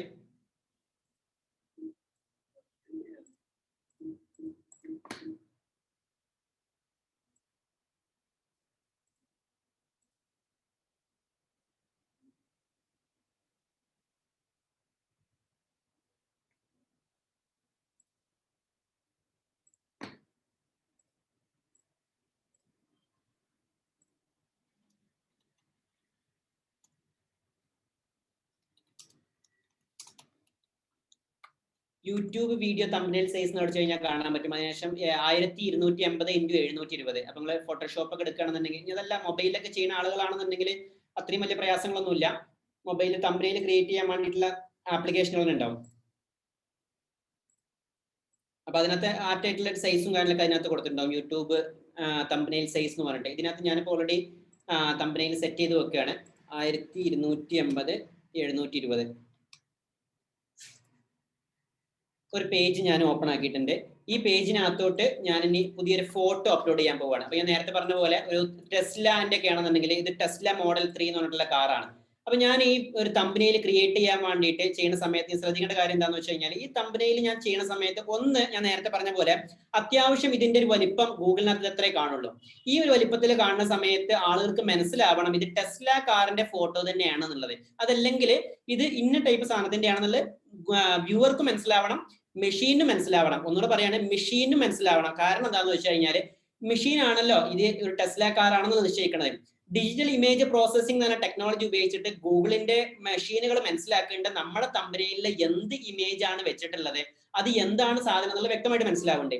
അപ്പൊ ഈ ടെസ്ല കാറിനെ കഴിയുമെങ്കിൽ മാക്സിമം ആ ടെസ്ല കാറിന്റെ ഒരു ഇമേജ് പോലെ തന്നെ വെക്കുകയാണെങ്കിൽ നല്ലത്. അതല്ല ഒരു സൂം ഔട്ട് ചെയ്തിട്ടോ അല്ലെങ്കിൽ ചെറിയൊരു ടെസ്ല കാർ ആക്കി വെച്ചുകൊണ്ട് പ്രത്യേകിച്ച് ഉപകാരങ്ങളൊന്നുമില്ല. കാരണം മെഷീൻ അറിയാം ഇതൊരു കാറാണ്, പക്ഷെ ഇത് ടെസ്ല ആണോ എന്നുള്ള അറിയില്ല. അപ്പൊ ഇത് കാറാണെന്നുള്ള മെഷീൻ നിശ്ചയിക്കുന്നതും വ്യൂവർ നിശ്ചയിക്കുന്നതും ഇത് കാർ മാത്രമല്ല, ഇത് ടെസ്ല ഇറക്കിയിട്ടുള്ള ടെസ്ലന്റെ മോഡൽ 3 കാർ ആണെന്നുള്ളതും കൂടെ ഗൂഗിൾ മനസ്സിലാക്കണം. രണ്ടും രണ്ടാണ്. കാരണം ടെസ്ല 3 മാത്രം ഫോക്കസ് ചെയ്തിട്ടുള്ള വ്യൂവർ എടുത്തിട്ട് എത്തിക്കാൻ വേണ്ടിയിട്ടാണ് ടെസ്ല 3 കുറച്ച് വലുതായിട്ട് വെക്കുന്നത്. അപ്പൊ ഇത് ടെസ്ല 3 ആണെന്നുണ്ടെങ്കിൽ ഗൂഗിളിന് ഇത് എങ്ങനെ അറിയാന്ന് വെച്ച് കഴിഞ്ഞാൽ, ഗൂഗിൾ ഓൾറെഡി മെഷീൻ ലേണിംഗ് ഉപയോഗിച്ച് പഠിച്ചിട്ടുണ്ട്. കാറുകൾ ഉണ്ട്, അതിനകത്ത് ടെസ്ല എന്ന കമ്പനി ഉണ്ട്, ടെസ്ല മോഡൽ കാർ ഉണ്ട്, Tesla model car Tesla 3 design ഇങ്ങനെയാണ്, അതിന്റെ കളർ ഇങ്ങനെയാണ്, ഇതിന് ഓൾറെഡി ഇമേജ് നമ്മൾ ഓൾറെഡി പഠിച്ചിട്ടുണ്ട്. ഗൂഗിളിന്റെ മെഷീൻ ലേണിംഗ് ഉപയോഗിച്ച് ഗൂഗിളിന് അറിയാം, വ്യൂവർക്കും അറിയാം. എനിക്കത് കണ്ട മനസ്സിലാവും ഇത് ടെസ്ല മോഡൽ 3 കാർ ആണെന്നുള്ളത്. ടെസ്ല മോഡൽ 3 പറ്റി പറഞ്ഞവർക്ക് മനസ്സിലാവും ഇത് ടെസ്ല മോഡൽ. അപ്പൊ ഈ ടെസ്ല മോഡൽ 3 കാറിന് എന്ത് ഒബ്ജക്റ്റ് ആണോ നമ്മൾ വെക്കുന്നത്, ആ ഒബ്ജക്റ്റിനെ മാക്സിമം വേറൊരു ഒബ്ജക്റ്റ് ആണെങ്കിൽ വലുതാക്കിയിട്ട് വെക്കുക. ഈ വലുതാക്കിയിട്ട് വെക്കുക മാത്രമല്ല, നമുക്ക് ഇതിന് എഴുതാനുള്ള ഒരു സ്പേസും കൂടെ കൊടുക്കണം. ചില ആളുകൾ എഴുതുമ്പോൾ നമ്മൾ എന്താണ് ഇമേജ് കൊടുത്തിട്ടുള്ളത് അതിന്റെ മുകളിൽ കൊണ്ടുപോയിട്ട് എഴുതും. അപ്പൊ മുകളിൽ കൊണ്ടുപോയിട്ട് എഴുതുന്നതിന് പകരം നമ്മൾ എന്ത് ചെയ്യുക, അതിന് സെപ്പറേറ്റ് ഒരു സ്പേസും കൂടെ കൊടുക്കുക. അപ്പൊ ഞാൻ ഈ ടെസ്ലാറ്റിനെ മുഴുവനായിട്ട് വെക്കണില്ല, പകരം ഞാൻ ഇത്രത്തോളം പകുതി ഭാഗത്തോളം വെച്ചു. ഇപ്പൊ ഇങ്ങനെ കാണുമ്പോൾ മെഷീന് മനസ്സിലാവും ഇത് കാറാണെന്നുള്ളത് മനസ്സിലാവും. എന്നാൽ ഇത്ര ഭാഗം വെക്കുമ്പോൾ ഇത് കാറാണെന്ന് മനസ്സിലായിക്കോളുന്നില്ല. കാരണം അതിന് കാർ ഒരു ഒബ്ജക്റ്റിനെ ഐഡന്റിഫൈ ചെയ്യാൻ വേണ്ടിയിട്ടുള്ള പ്രത്യേകിച്ച് സംഭവങ്ങളൊന്നും ഇല്ല. അപ്പൊ അത്യാവശ്യം ഒരു കാറിനെ മനസ്സിലാക്കാൻ പറ്റുന്ന സംവിധാനത്തിലേക്ക് ആ സാധനത്തിന് എത്തുക. അപ്പൊ നിങ്ങൾ കൊടുക്കുന്ന ഒബ്ജക്റ്റ് എന്താണോ ആ സാധനത്തിന് അത്യാവശ്യം രൂപത്തിൽ തന്നെ വെക്കുക. ഇനി നമ്മളെ ഫേസ് ഒക്കെയാണ് വെക്കണമെന്നുണ്ടെങ്കിൽ ഫേസിന് വലിയ ഇമ്പോർട്ടൻസ് കൊടുക്കണമെന്നില്ല. പക്ഷെ ഫേസിന്റെ മുഖം ഫ്രണ്ട് ഭാഗം മാത്രം, അതായത് ഫേസിന്റെ അത് നമ്മൾ ഷർട്ടോ കയ്യും കാലൊന്നും ഉൾപ്പെടുത്താതെ ഫേസ് മാത്രം ഉൾപ്പെടുത്തുകയാണെങ്കിൽ നല്ലതാണ്. കാരണം നമ്മൾ ഓരോ പുതിയ മെഷീനും ഓൾറെഡി മനസ്സിലാക്കണം ഇത് ആരാണ്, ഇത് ഇയാളാണ്, ഇയാളെ ഫേസ് ഇങ്ങനെയാണ്, ഇയാളെ മൂക്ക് ഇങ്ങനെയാണ്, കണ്ണിങ്ങനെയാണ്, ഇയാളെ ഫേസ് റെക്കഗ്നൈസ് ചെയ്തിട്ട് അതിന് ഇയാളാണെന്ന് മനസ്സിലാക്കുന്ന ഒരു മോഡൽ ഉണ്ട്. അപ്പൊ അതിനകത്തോട് കിട്ടുകയും ചെയ്യും. അപ്പൊ ഇവിടെ ഞാൻ തൽക്കാലം ഒബ്ജക്റ്റിനെയാണ് വെക്കണത്. ഇനി പുറമെ ഇതിനകത്ത് ടെക്സ്റ്റ് ചെയ്യാൻ വെക്കണം. ഈ ടെക്സ്റ്റ് വെക്കുന്ന സമയത്തും ശ്രദ്ധിക്കേണ്ട കാര്യം, ടെക്സ്റ്റ് കൊടുക്കാനുള്ള സ്പേസ് ഞാൻ വേറെ വെച്ചിട്ടുണ്ട്. ഇതിന്റെ മുകൾ ഭാഗത്താണ് വെക്കുന്നത്. കാറിന്റെ മുകളിലേക്ക് കയറ്റി വെക്കണില്ല. കാരണം കാറിന്റെ മുകളിലേക്ക് കയറ്റി വെച്ച് കഴിയണമെന്നുണ്ടെങ്കിൽ ആ കാറിന് അത് മാസ്ക് ചെയ്യും, മെഷീനത് മനസ്സിലാവില്ല. വ്യൂവർക്ക് ചിലപ്പോൾ മനസ്സിലായിക്കോളന്നുണ്ടാവും, പക്ഷെ മെഷീൻ അത്ര മനസ്സിലാവില്ല. ഞാൻ നേരത്തെ പറഞ്ഞ പോലെ മനുഷ്യനെ പോലെ അത്രയും അക്യുറേറ്റ് ആയിക്കോളണം എന്നില്ല. ചില കാര്യങ്ങൾ മനുഷ്യനിലേറെ അക്യുറേറ്റ് ആണ് ഈ സാധനങ്ങളൊക്കെ. പക്ഷെ ആളുകൾക്ക് ചിലപ്പോൾ മനസ്സിലാവെങ്കിൽ മെഷീൻ ചിലപ്പോൾ ചില രീതിയിലൊക്കെ മിസ്ഗൈഡ് ആവാൻ സാധ്യതയുണ്ട്. അപ്പൊ ഞാൻ ഇതിനകത്തൊരു ടെക്സ്റ്റും കൂടെ ഞാൻ ആഡ് ചെയ്ത് വെക്കണം. ടെക്സ്റ്റ് ആഡ് ചെയ്യുമ്പോൾ ഒരു ഇതിനകത്ത് സാധാരണ ഞങ്ങൾ ഉപയോഗിക്കുന്നത് കുറ്റി പെൻസിൽ എന്ന് പറഞ്ഞൊരു വെബ്സൈറ്റ് ഉണ്ട് കേട്ടോ. കുറ്റിപ്പെൻസിൽ.com. കുറ്റിപ്പെൻസിൽ എന്നാണ് ഇതിന്റെ പേര്. മലയാളത്തിൽ എഴുതാൻ വേണ്ടിയിട്ട് ഇവിടെ ഞാൻ മലയാളത്തിൽ എഴുതി വെച്ചിട്ടുണ്ട്. ഇത് ഒന്നെങ്കിൽ നിങ്ങൾക്ക് ഇൻസ്ക്രിപ്റ്റ് മോഡല് ടൈപ്പിംഗ് അറിയണമെന്നുണ്ടെങ്കിൽ നിങ്ങൾക്ക് ഇതിനകത്ത് തന്നെ വേണമെന്നുണ്ടെങ്കിൽ എഴുതാം. ഇനി അതല്ല മറ്റുള്ള എന്തെങ്കിലും രീതിയിൽ മംഗ്ലീഷിലൊക്കെ ടൈപ്പ് ചെയ്യുന്ന മോഡലൊക്കെ ആണെന്നുണ്ടെങ്കിൽ നിങ്ങൾക്ക് ഗൂഗിളിന്റെ ടൈപ്പ് റൈറ്റർ വഴി എഴുതിയിട്ട് ഇതിനകത്തോട്ട് പേസ്റ്റ് ചെയ്ത് കഴിഞ്ഞാൽ നിങ്ങൾക്ക് ഇത് കൺവേർട്ട് ചെയ്യാം. ഇവിടെ ടൈപ്പ് ചെയ്ത് വെച്ചാൽ മതി. ടൈപ്പ് ചെയ്ത് വെച്ച സാധനത്തിനെ കൺവേർട്ട് ചെയ്തിട്ട് ML സീരീസ് FML എന്നൊക്കെ പറഞ്ഞ ഫോണ്ടിലേക്ക് കൺവേർട്ട് ചെയ്യണം. അത് ഈ ഫോട്ടോഷോപ്പിലൊക്കെ ഡിസൈൻ ചെയ്യുമ്പോൾ അങ്ങനെ ചെയ്യേണ്ട ആവശ്യമുള്ളൂ കേട്ടോ. ഇനി അതെല്ലാം വേറെ മൊബൈൽ ആപ്പിലൊക്കെ ആണെങ്കിൽ ഇതിന്റെ ആവശ്യങ്ങളൊന്നുമില്ല, ഫോണ്ടിന്റെ ആവശ്യങ്ങളൊന്നുമില്ല. അത് സാധാരണ രീതിയിലുള്ള ടൈപ്പിൽ പോയാലും മതി. ഇൻസ്ക്രിപ്റ്റ് മോഡൽ ടൈപ്പ് ചെയ്യണമെന്നുണ്ടെങ്കിൽ ഈ രീതിയിൽ ടൈപ്പ് ചെയ്തിട്ട് FML ML പോലുള്ള ഫോണ്ടുകളിലൊക്കെ ചെയ്യാം. ഞാനിത് ഇങ്ങനെ പറയുമ്പോൾ എല്ലാവർക്കും എങ്ങനെ രീതിയിലാണ് ഉപകാരം ഉണ്ടാവുമെന്ന് അറിയില്ല. പക്ഷെ ഈ ഫോട്ടോഷോപ്പ് പോലുള്ള കമ്പ്യൂട്ടറിലൊക്കെ ചെയ്യണവരാണെന്നുണ്ടെങ്കിൽ ഇങ്ങനെ തന്നെ ചെയ്യാൻ ശ്രമിക്കുക. കുറ്റിപ്പെൻസിൽ.com. അതല്ലെങ്കിൽ വിൻഡോസ് പോലുള്ള കമ്പ്യൂട്ടറിലൊക്കെ ആണെന്നുണ്ടെങ്കിൽ നിങ്ങൾക്ക് ചെയ്യാൻ പറ്റുന്നത്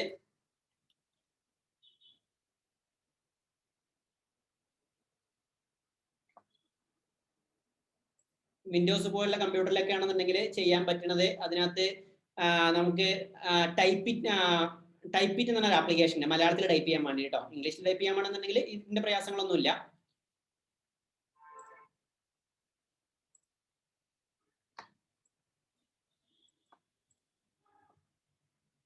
ഞാൻ ഇതിനകത്ത് 2 മോണിറ്ററുകൾ ഉപയോഗിക്കുന്നുണ്ട് ഒരേ സമയം. അപ്പൊ അതുകൊണ്ട് ചില സാധനങ്ങൾ ചെയ്യണത് നിങ്ങൾക്ക് എന്താണെന്ന് മനസ്സിലായിക്കൊള്ളുന്നില്ല.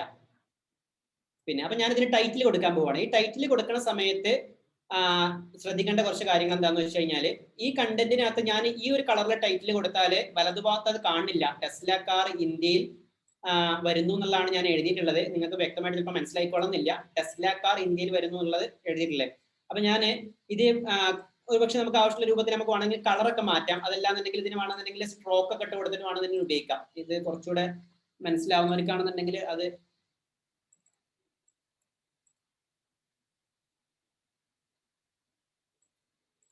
ഞാനൊരു സ്ട്രോക്ക് ഒക്കെ വെച്ചിട്ട് ചെയ്തിട്ടുണ്ട്. ഈ ഒരു സാധനത്തിനെ നമ്മൾ ഈ ഒരു ചെറിയ രൂപത്തിൽ കാണുമ്പോൾ ആളുകൾക്ക് മനസ്സിലാവേണ്ട വായിക്കാൻ കഴിയുമോ എന്നുള്ളത് ഒന്ന് ശ്രദ്ധിക്കുക.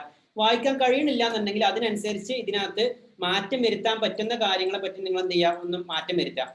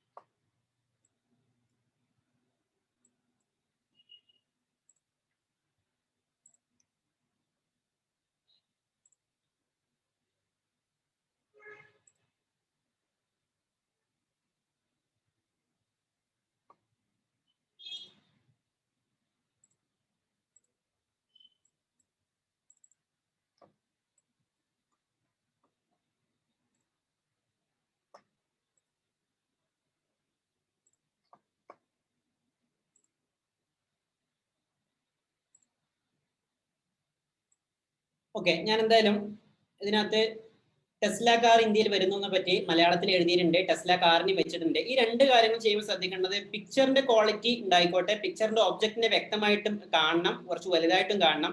വലുതായിട്ട് തന്നെ കാണണം എന്നില്ല, ചില ഒബ്ജക്റ്റുകൾ അത്രയും ഡീറ്റെയിലിംഗ് ഇല്ലാത്തതാണെങ്കിൽ ഇത്ര വലുതായിട്ട് കാണണമെന്നില്ല. ഇതൊരു കാർ ആയതുകൊണ്ട് ഇത്ര വലുതാക്കി വെച്ചു എന്നുള്ളൂ കേട്ടോ. അപ്പൊ ചില സാധനങ്ങളൊക്കെ ഒരു ചെറിയൊരു ക്യൂബ് കാണിക്കുകയാണ്, അപ്പൊ അതൊന്നും വളരെ ചെറുതായിട്ട് വേണമെങ്കിൽ വെക്കാം. മെഷീൻ എത്രത്തോളം കിട്ടും ആ രൂപത്തില്.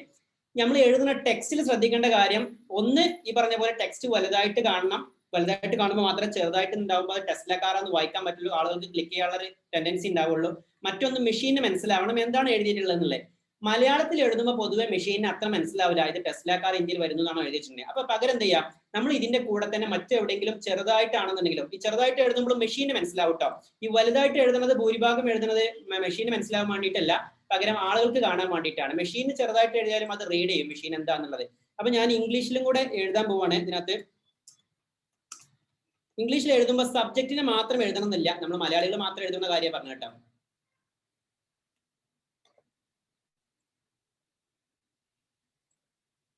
അപ്പൊ അത് മാത്രം എഴുതണമെന്നില്ല, പകരം കുറച്ച് രീതിയിൽ ചെറുതായിട്ട് എഴുതി കൊടുത്താലും മതി.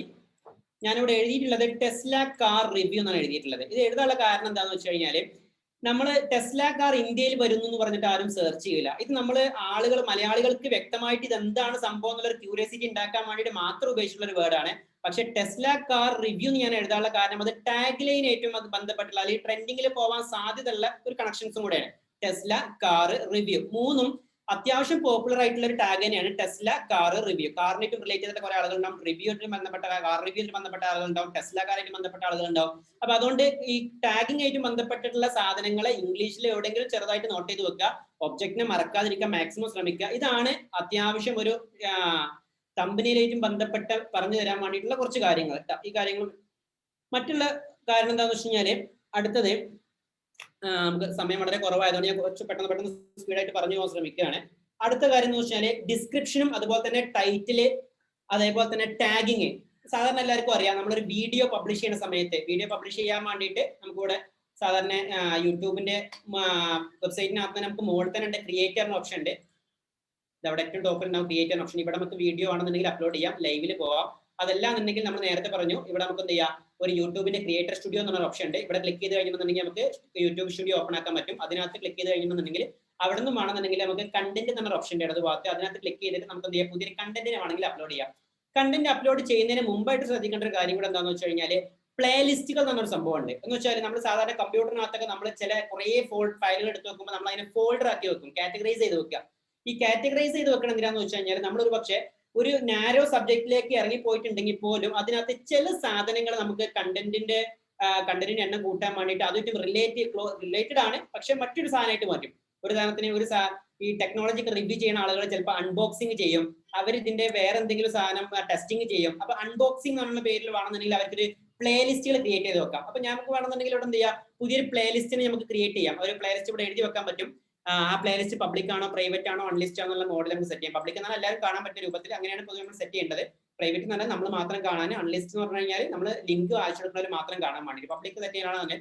അപ്പൊ ഈ പ്ലേലിസ്റ്റിനെ നമുക്ക് ഇവിടെ എന്ത് ചെയ്യാം, സെറ്റ് ചെയ്യാം. പ്ലേലിസ്റ്റിന്റെ ടൈപ്പിന് ഇപ്പോൾ അൺബോക്സിംഗ് എന്നുള്ള രൂപത്തിൽ ഞാനൊരു സാധനം സെറ്റ് ചെയ്ത് വെച്ചു. അപ്പൊ ഞാനൊരു പ്രൊഡക്റ്റ് ചെയ്യുമ്പോൾ പ്രൊഡക്റ്റിന്റെ അൺബോക്സിംഗ് മാത്രം അപ്ലോഡ് ചെയ്യാൻ വേണ്ടിയിട്ട് ഈ ഫോൾഡറിനകത്തോട് മാത്രം ചെയ്യാം. ആ ഫോൾഡർ എന്ന് പറയുമ്പോൾ പ്ലേലിസ്റ്റുകൾ കേട്ടോ. ഈ പ്ലേലിസ്റ്റിനകത്ത് കാരണം അപ്പോൾ നമ്മളെ പ്രൊഡക്റ്റ് ആണ് കാണുന്ന ആളുകളുണ്ട്, പക്ഷെ അവർ മറ്റുള്ളൊന്നും കാണാൻ ഇഷ്ടപ്പെടുന്നില്ല, അൺബോക്സിംഗ് മാത്രം കാണാൻ ഇഷ്ടപ്പെടുന്നുള്ളൂ. അപ്പൊ നമ്മൾ എന്ത് ചെയ്യുക, നമ്മൾ അപ്ലോഡ് ചെയ്യുന്ന റെഗുലറായിട്ട് അപ്ലോഡ് ചെയ്യുന്ന വീഡിയോസ് എല്ലാം എല്ലാവർക്കും വെറുതെ കാണിച്ചു കൊടുത്തുകൊണ്ട് നമ്മളെ നല്ല കസ്റ്റമർ നമ്മൾ ഒഴിവാക്കാതെ പകരം നമ്മളെ ഒരു പ്രത്യേക രൂപത്തിലുള്ള സാധനം മാത്രം ഫോക്കസ് ചെയ്ത ആളുകൾ കാണട്ടെ. കാരണം ഉദ്ദേശിച്ചത് നമ്മൾ വലിയൊരു കമ്മ്യൂണിറ്റി സ്പേസിൽ നിന്ന് നമ്മൾ ആവശ്യമുള്ള മാത്രം നെറ്റ്വർക്ക്, നമ്മൾ ആവശ്യം ടാർഗറ്റ് ചെയ്ത ക്ലയൻസ് മാത്രം വരുമ്പോൾ ആ ടാർഗറ്റഡ് ഓഡിയൻസിൽ തന്നെ ചില ആളുകൾ ചില സാധനങ്ങൾ മാത്രം ഫോക്കസ് ചെയ്യാനുള്ള, മറ്റു ചിലർ മറ്റു സാധനം മാത്രം ഫോക്കസ് ചെയ്യാൻ ആളുകൾ. അപ്പൊ ഒരു പ്രത്യേക രൂപത്തിലുള്ള ഫോക്കസിങ്, പ്രത്യേക രൂപത്തിലുള്ള ഐഡിയോളജി ഇതിനകത്ത് ഉണ്ടെന്നുണ്ടെങ്കിൽ അതിനെ നമ്മൾ എന്ത് ചെയ്യുക, ഒരു പ്രത്യേക ചാനൽ പ്ലേലിസ്റ്റ് ആക്കിയിട്ട് ക്രിയേറ്റ് ചെയ്തിട്ട് ആ പ്ലേലിസ്റ്റിനകത്തോട്ടാണ് നമ്മളൊരു വീഡിയോനെ നമ്മൾ പബ്ലിഷ് ചെയ്യുക. അപ്പൊ ആ വീഡിയോനെ പബ്ലിഷ് ചെയ്യുന്ന സമയത്ത് അതിനകത്ത് ഉള്ള ആളുകൾ മാത്രമേ കാണുള്ളൂ.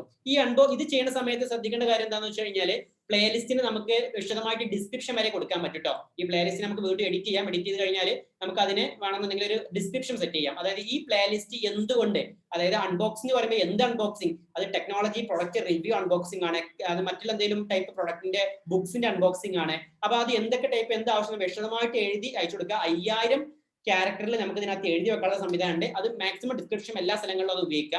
എന്നാൽ മാത്രമേ എന്ത് ചെയ്യുള്ളൂ, ആപ്റ്റ് ആയിട്ടുള്ള ആളുകളിലേക്ക് ഈ സാധനം കറക്റ്റ് ആയിട്ട് എത്തിക്കാൻ മെഷീന് കഴിയുള്ളൂ. എപ്പോഴും അത് ശ്രദ്ധിക്കുക. ഇതൊന്നും ആളുകൾ കാണാനല്ല, ഞാൻ നേരത്തെ പറഞ്ഞ വീഡിയോനെ ഒപ്റ്റിമൈസ് ചെയ്തിട്ട് മെഷീന് പറഞ്ഞു കൊടുക്കുക, എന്റെ ആളുകൾ ഇതാണ്, ഈ ആളുകളിലേക്ക് കറക്റ്റ് ആയിട്ട് ഈ സാധനത്തിന് എത്തിക്കുക എന്ന് വ്യക്തമായിട്ട് പറഞ്ഞു കൊടുത്താൽ മാത്രം എന്ത് ചെയ്യുള്ളൂ. പൊതുവെ ആളുകൾ ചെയ്യാത്ത കാര്യങ്ങളൊക്കെയാണ് ഇതിനൊരു പ്ലേലിസ്റ്റിന് ഡിസ്ക്രിപ്ഷൻ എഴുതാത്ത എന്നുള്ളതൊക്കെ. പ്ലേലിസ്റ്റ് ഒക്കെ ചെയ്യാൻ അറിയുന്ന ആളുകൾ ഉണ്ടാവാം, ഇല്ലാത്ത ഉണ്ടാവാം, പക്ഷെ പ്ലേലിസ്റ്റിന്റെ ഡിസ്ക്രിപ്ഷൻ കൂടെ വിശദമായിട്ട് ഇംഗ്ലീഷിൽ എഴുതുക. പിന്നെ എഴുതുമ്പോൾ കുറച്ച് കാര്യങ്ങൾ ശ്രദ്ധിക്കേണ്ട കാര്യം എന്ന് വെച്ചാൽ SEO ഫ്രണ്ട്ലി ആയിട്ടുള്ള കണ്ടന്റ് എന്നൊരു സാധനം കൂടെ ഉണ്ട്. അത് ഞാൻ പിന്നീട് അവസരത്തിൽ പറഞ്ഞു തന്നെ വിശദമായിട്ട് പറഞ്ഞു തരുന്നുണ്ട്. അതായത് മെഷീനെ വ്യക്തമായിട്ട് മനസ്സിലാക്കാൻ പറ്റുന്ന രൂപത്തിലുള്ള ചില സാധനങ്ങൾ.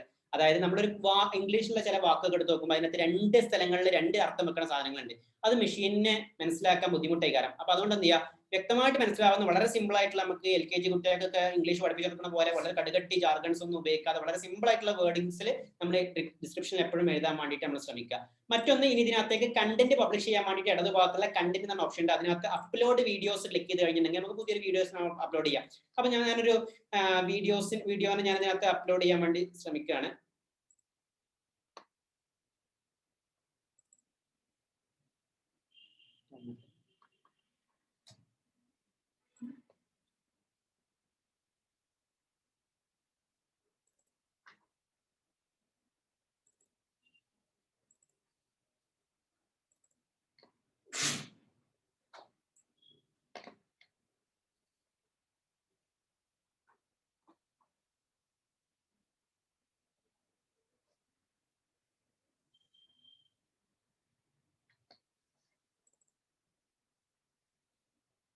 ഞാനൊരു വീഡിയോ ഒരു ഡെമോക്ക് വേണ്ടിയിട്ട് ഞാൻ ഇവിടെ അപ്ലോഡ് ചെയ്ത് വെക്കുകയാണ്. അപ്പൊ അപ്ലോഡ് ചെയ്യുന്ന സമയത്ത് നമ്മൾ എന്താണോ അതിന്റെ ടൈറ്റിൽ എഴുതേണ്ടത് അങ്ങനെയുള്ള കാര്യങ്ങളൊക്കെ വിശദമായിട്ട് ഇവിടെ അങ്ങനെ കാണിക്കുന്നുണ്ട്. അതിന്റെ വീഡിയോന്റെ പ്രൊഫൈലാണ് അടുത്തത്. അതായത് വീഡിയോ നമ്മൾ പബ്ലിഷ് ചെയ്യുന്ന സമയത്ത് എന്തൊക്കെ എഴുതി വെക്കണം എന്നുള്ളത്. സാധാരണ നമ്മൾ ഒരു യൂട്യൂബിന്റെ ഒരു വീഡിയോ ഓപ്പൺ ആക്കി കഴിഞ്ഞിട്ടുണ്ടെങ്കിൽ അതിനകത്ത് നമുക്ക് കാണാൻ പറ്റും. ഇതാണ് വീഡിയോന്റെ ഫ്രെയിം, വീഡിയോ കാണിക്കുന്ന ഒരു പ്ലേ ഏരിയ. അതിന് താഴോട്ട് വരുന്ന സമയത്ത് ആദ്യം കാണുന്ന സാധനം ഇതാണ്, ഇതിന്റെ ടൈറ്റില്. സാധാരണ ടൈറ്റിൽ നിങ്ങൾ എഴുതുന്ന കണ്ടിട്ടുണ്ടാവും, മലയാളത്തിൽ എഴുതിയിട്ടുണ്ടാവും, ഇംഗ്ലീഷിൽ എഴുതിയിട്ടുണ്ടാവും. ഈ മലയാളത്തിൽ എഴുതുന്നത് ആദ്യം എഴുതാനുള്ള കാരണം പൊതുവേ നമ്മളിങ്ങനെ വലതുഭാഗത്ത് ഇവിടെ ഇങ്ങനെ കാണിക്കുമ്പോൾ മലയാളത്തിൽ മാത്രമേ മുഴുവനായിട്ട് കാണുള്ളൂ, ഇതിന് ലെങ്ത് ഉണ്ട്. അപ്പൊ അതുകൊണ്ട് ഇംഗ്ലീഷിൽ മുഴുവനായിട്ട് കാണാത്തതുകൊണ്ടാണ് അങ്ങനെ വരുന്നത്. ഇംഗ്ലീഷിൽ ആദ്യം കൊടുക്കാൻ പറ്റുകയാണെങ്കിൽ നല്ലത് അതാണ്, അതിനനുസരിച്ചുള്ള കണ്ടന്റ് ആണെന്നുണ്ടെങ്കിൽ. കാരണം മെഷീൻ എപ്പോഴും റീഡ് ചെയ്യുമ്പോൾ ആദ്യം മുതലാണ് റീഡ് ചെയ്യുക. അപ്പൊ മെഷീന് മനസ്സിലാവാത്ത ഭാഗങ്ങൾ ഉണ്ടെന്നുണ്ടെങ്കിൽ ചിലപ്പോൾ ഒരു പക്ഷേ അതിനകത്ത് നെഗറ്റീവുകൾ ഉണ്ടാവാൻ സാധ്യതയുണ്ട്. എന്നാലും മലയാളത്തിൽ കൊടുക്കുകയാണെങ്കിൽ ആദ്യം കുറച്ച് ഭാഗം മലയാളത്തിൽ കൊടുക്കുക, ബാക്കിയുള്ളത് കുറച്ച് ഭാഗം ഇംഗ്ലീഷിൽ മിനിമം നിർബന്ധമായിട്ട് കൊടുക്കുക. കാരണം ഇത് മെഷീനുള്ളതാണ്, ഇത് ആളുകൾക്കുള്ളതാണ് കേട്ടോ. രണ്ടാണ് സംഭവം. ഇത് ആളുകൾക്കുള്ളതാണ് മലയാളത്തിൽ, മെഷീന് മലയാളം പറഞ്ഞാൽ മനസ്സിലാവില്ല, ഇംഗ്ലീഷിലുള്ളതാണത്. അപ്പൊ ഇംഗ്ലീഷിൽ പറയുമ്പോൾ ആ സാധനത്തിന് എന്താണ് നമ്മൾ മാർക്കറ്റ് ചെയ്യേണ്ടത് അതിന്റെ ടാഗ് ലൈനും അതുമായിട്ട് ബന്ധപ്പെട്ടുള്ള കീവേഡുകൾ മാത്രം ഉപയോഗിച്ചുകൊണ്ടാണ് ചെയ്യാം. ടൈറ്റിൽ. രണ്ടാമത്തെ കാര്യം ഡിസ്ക്രിപ്ഷൻ ആണല്ലോ. അതെല്ലാവരും കണ്ട സാധനങ്ങൾ തന്നെയാണ്. ഡിസ്ക്രിപ്ഷനിൽ നമ്മൾ ആദ്യത്തെ 3 ലൈന് ആണ് ഇമ്പോർട്ടന്റ്. ആദ്യത്തെ 3 ലൈനില് ഈ വീഡിയോയിൽ എന്താണ് പറയുന്നത് എന്താണെന്നുള്ളത് വ്യക്തമാക്കിയിട്ട് എഴുതി വെച്ചിട്ടുള്ള ചെറിയൊരു ഡിസ്ക്രിപ്ഷൻ നോട്ട് ചെയ്ത് നിർബന്ധമാണ്. അതിന് താഴോട്ട് വേണമെങ്കിൽ എന്ത് വേണമെങ്കിലും ആവാം, നമ്മൾ അഡ്രസ്സോ ഫോൺ നമ്പറോ നമ്മളായിട്ട് ബന്ധപ്പെട്ടുള്ള വേറെ ലിങ്കുകൾ എന്ത് വേണമെങ്കിലും ചെയ്തോളൂ, കുഴപ്പമൊന്നുമില്ല. ആദ്യത്തെ 3 ലൈൻ വളരെ ഇമ്പോർട്ടന്റ് ആയിട്ട് മെഷീൻ വായിച്ചു നോക്കുമ്പോൾ ഇതാണ് ഇതിനുള്ളിൽ എന്നുള്ളത് മനസ്സിലാക്കിയിട്ട് അതിനനുസരിച്ച് എന്ത് ചെയ്യും, ആളുകളിലേക്ക് എത്തിക്കാൻ വേണ്ടി ഉപയോഗിക്കണം. അപ്പൊ ടൈറ്റിലും ഡിസ്ക്രിപ്ഷനും. നമ്മളൊരു വീഡിയോ പബ്ലിഷ് ചെയ്യുന്ന സമയത്ത്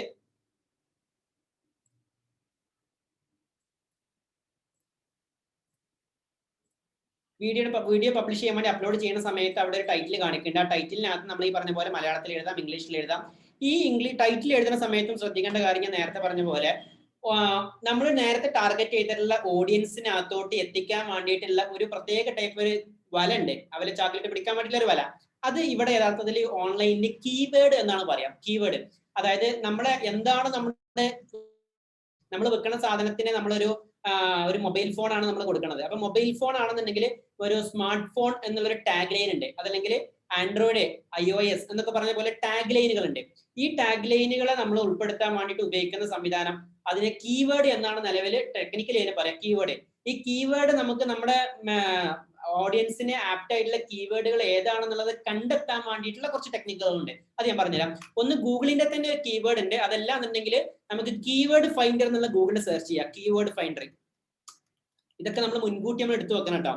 അപ്പോൾ ഞാനിതിങ്ങനെ ഓരോ അവസരത്തിൽ ഇങ്ങനെ തോന്നുമ്പോൾ കാണിച്ചു വെച്ചാണ്. അതെന്ന് വെച്ചാൽ നമ്മളെ സബ്ജക്റ്റിനെ ബേസ് ചെയ്തിട്ടാണെങ്കിൽ നമ്മൾ അപ്ലോഡ് ചെയ്യുന്ന സമയത്ത് നോക്കിയാൽ മതി. അതല്ലെങ്കിൽ നമ്മളെ ചാനലിന്റെ വിഷൻ എന്താണ്, നമ്മളെ ഗോൾ എന്താണ്, എന്ത് ടൈപ്പ് ആളുകളാണുള്ളത്, എന്ത് ടൈപ്പ് കണ്ടന്റ് ആണ്, അതുമായിട്ട് ബന്ധപ്പെട്ട ചില കീവേഡുകൾ നമ്മൾ മുൻകൂട്ടി കണ്ടെത്തിയിട്ട് നമ്മൾ എടുത്തു വെക്കണം.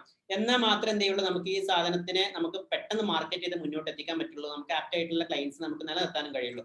കീവേഡിനകത്ത് നമുക്ക് ഇവിടെ എന്ത് ചെയ്യാം, ഇത് കുറെ തേർഡ് പാർട്ടി വെബ്സൈറ്റുകളാണ്, ഒരു ഔദ്യോഗികമായിട്ട് സംഭവങ്ങളല്ല. പക്ഷെ ഗൂഗിളിനെ തന്നെ കീവേഡ് ഫൈൻഡർ ഉണ്ട്, കീവേഡ് പ്ലാനർ എന്ന് പറഞ്ഞ ആപ്ലിക്കേഷൻ. അത് ഗൂഗിളിന്റെ ആഡ്സ് എന്നതിനകത്താണ് കാണാൻ പറ്റുക. അതും ഇതായാലും കുഴപ്പമൊന്നുമില്ല കേട്ടോ. നമുക്ക് ഇതിനകത്ത് ഏത് ഏരിയയിലാണ് ഉപയോഗിക്കുന്ന കീബോർഡ്. ഇപ്പൊ ഇന്ത്യയിൽ ഉപയോഗിക്കുന്ന കീബോർഡ് വേറെ ആയിരിക്കും, അമേരിക്കയിൽ ഉപയോഗിക്കുന്ന കീബോർഡ് വേറെ ആയിരിക്കും. അതേപോലെ മലയാളത്തിലാണോ ഇംഗ്ലീഷിലാണോ വേറെ ലാംഗ്വേജുകളിലൊക്കെ നമുക്ക് ഇതേപോലെ കീബോർഡിൽ കാണാൻ പറ്റും. തൽക്കാലം ഞാൻ ഇംഗ്ലീഷിൽ ഉള്ള കീവേഡുകളെ ഒന്ന് കിട്ടാൻ വേണ്ടിയിട്ട് ഞാൻ കീബോർഡിനെ ഫൈൻഡ് ചെയ്യാം. അപ്പൊ ഞാൻ നേരത്തെ ടെസ്ല കാറിന്റെ ഒക്കെ ആയതുകൊണ്ട് ഞാൻ ഇട്ടത് ടെസ്ല കാർ എന്ന് പറഞ്ഞ കാറ്റഗറിയിലുള്ള കാർ എന്ന് എഴുതി കൊടുത്തു പറഞ്ഞ ഒരു കീവേഡ്. ഈ കാറിനെ കീവേഡുകൾ ഞാൻ ഫൈൻഡ് ചെയ്യാൻ വേണ്ടി പോവാണ്. ഫൈൻഡ് ചെയ്യുന്ന സമയത്ത് ഇതൊക്കെ പേയ്മെന്റ് ഉള്ളതാണെന്നുള്ള അറിയില്ല. പേയ്മെന്റ് ഉള്ളതാണെങ്കിൽ പേയ്മെന്റ്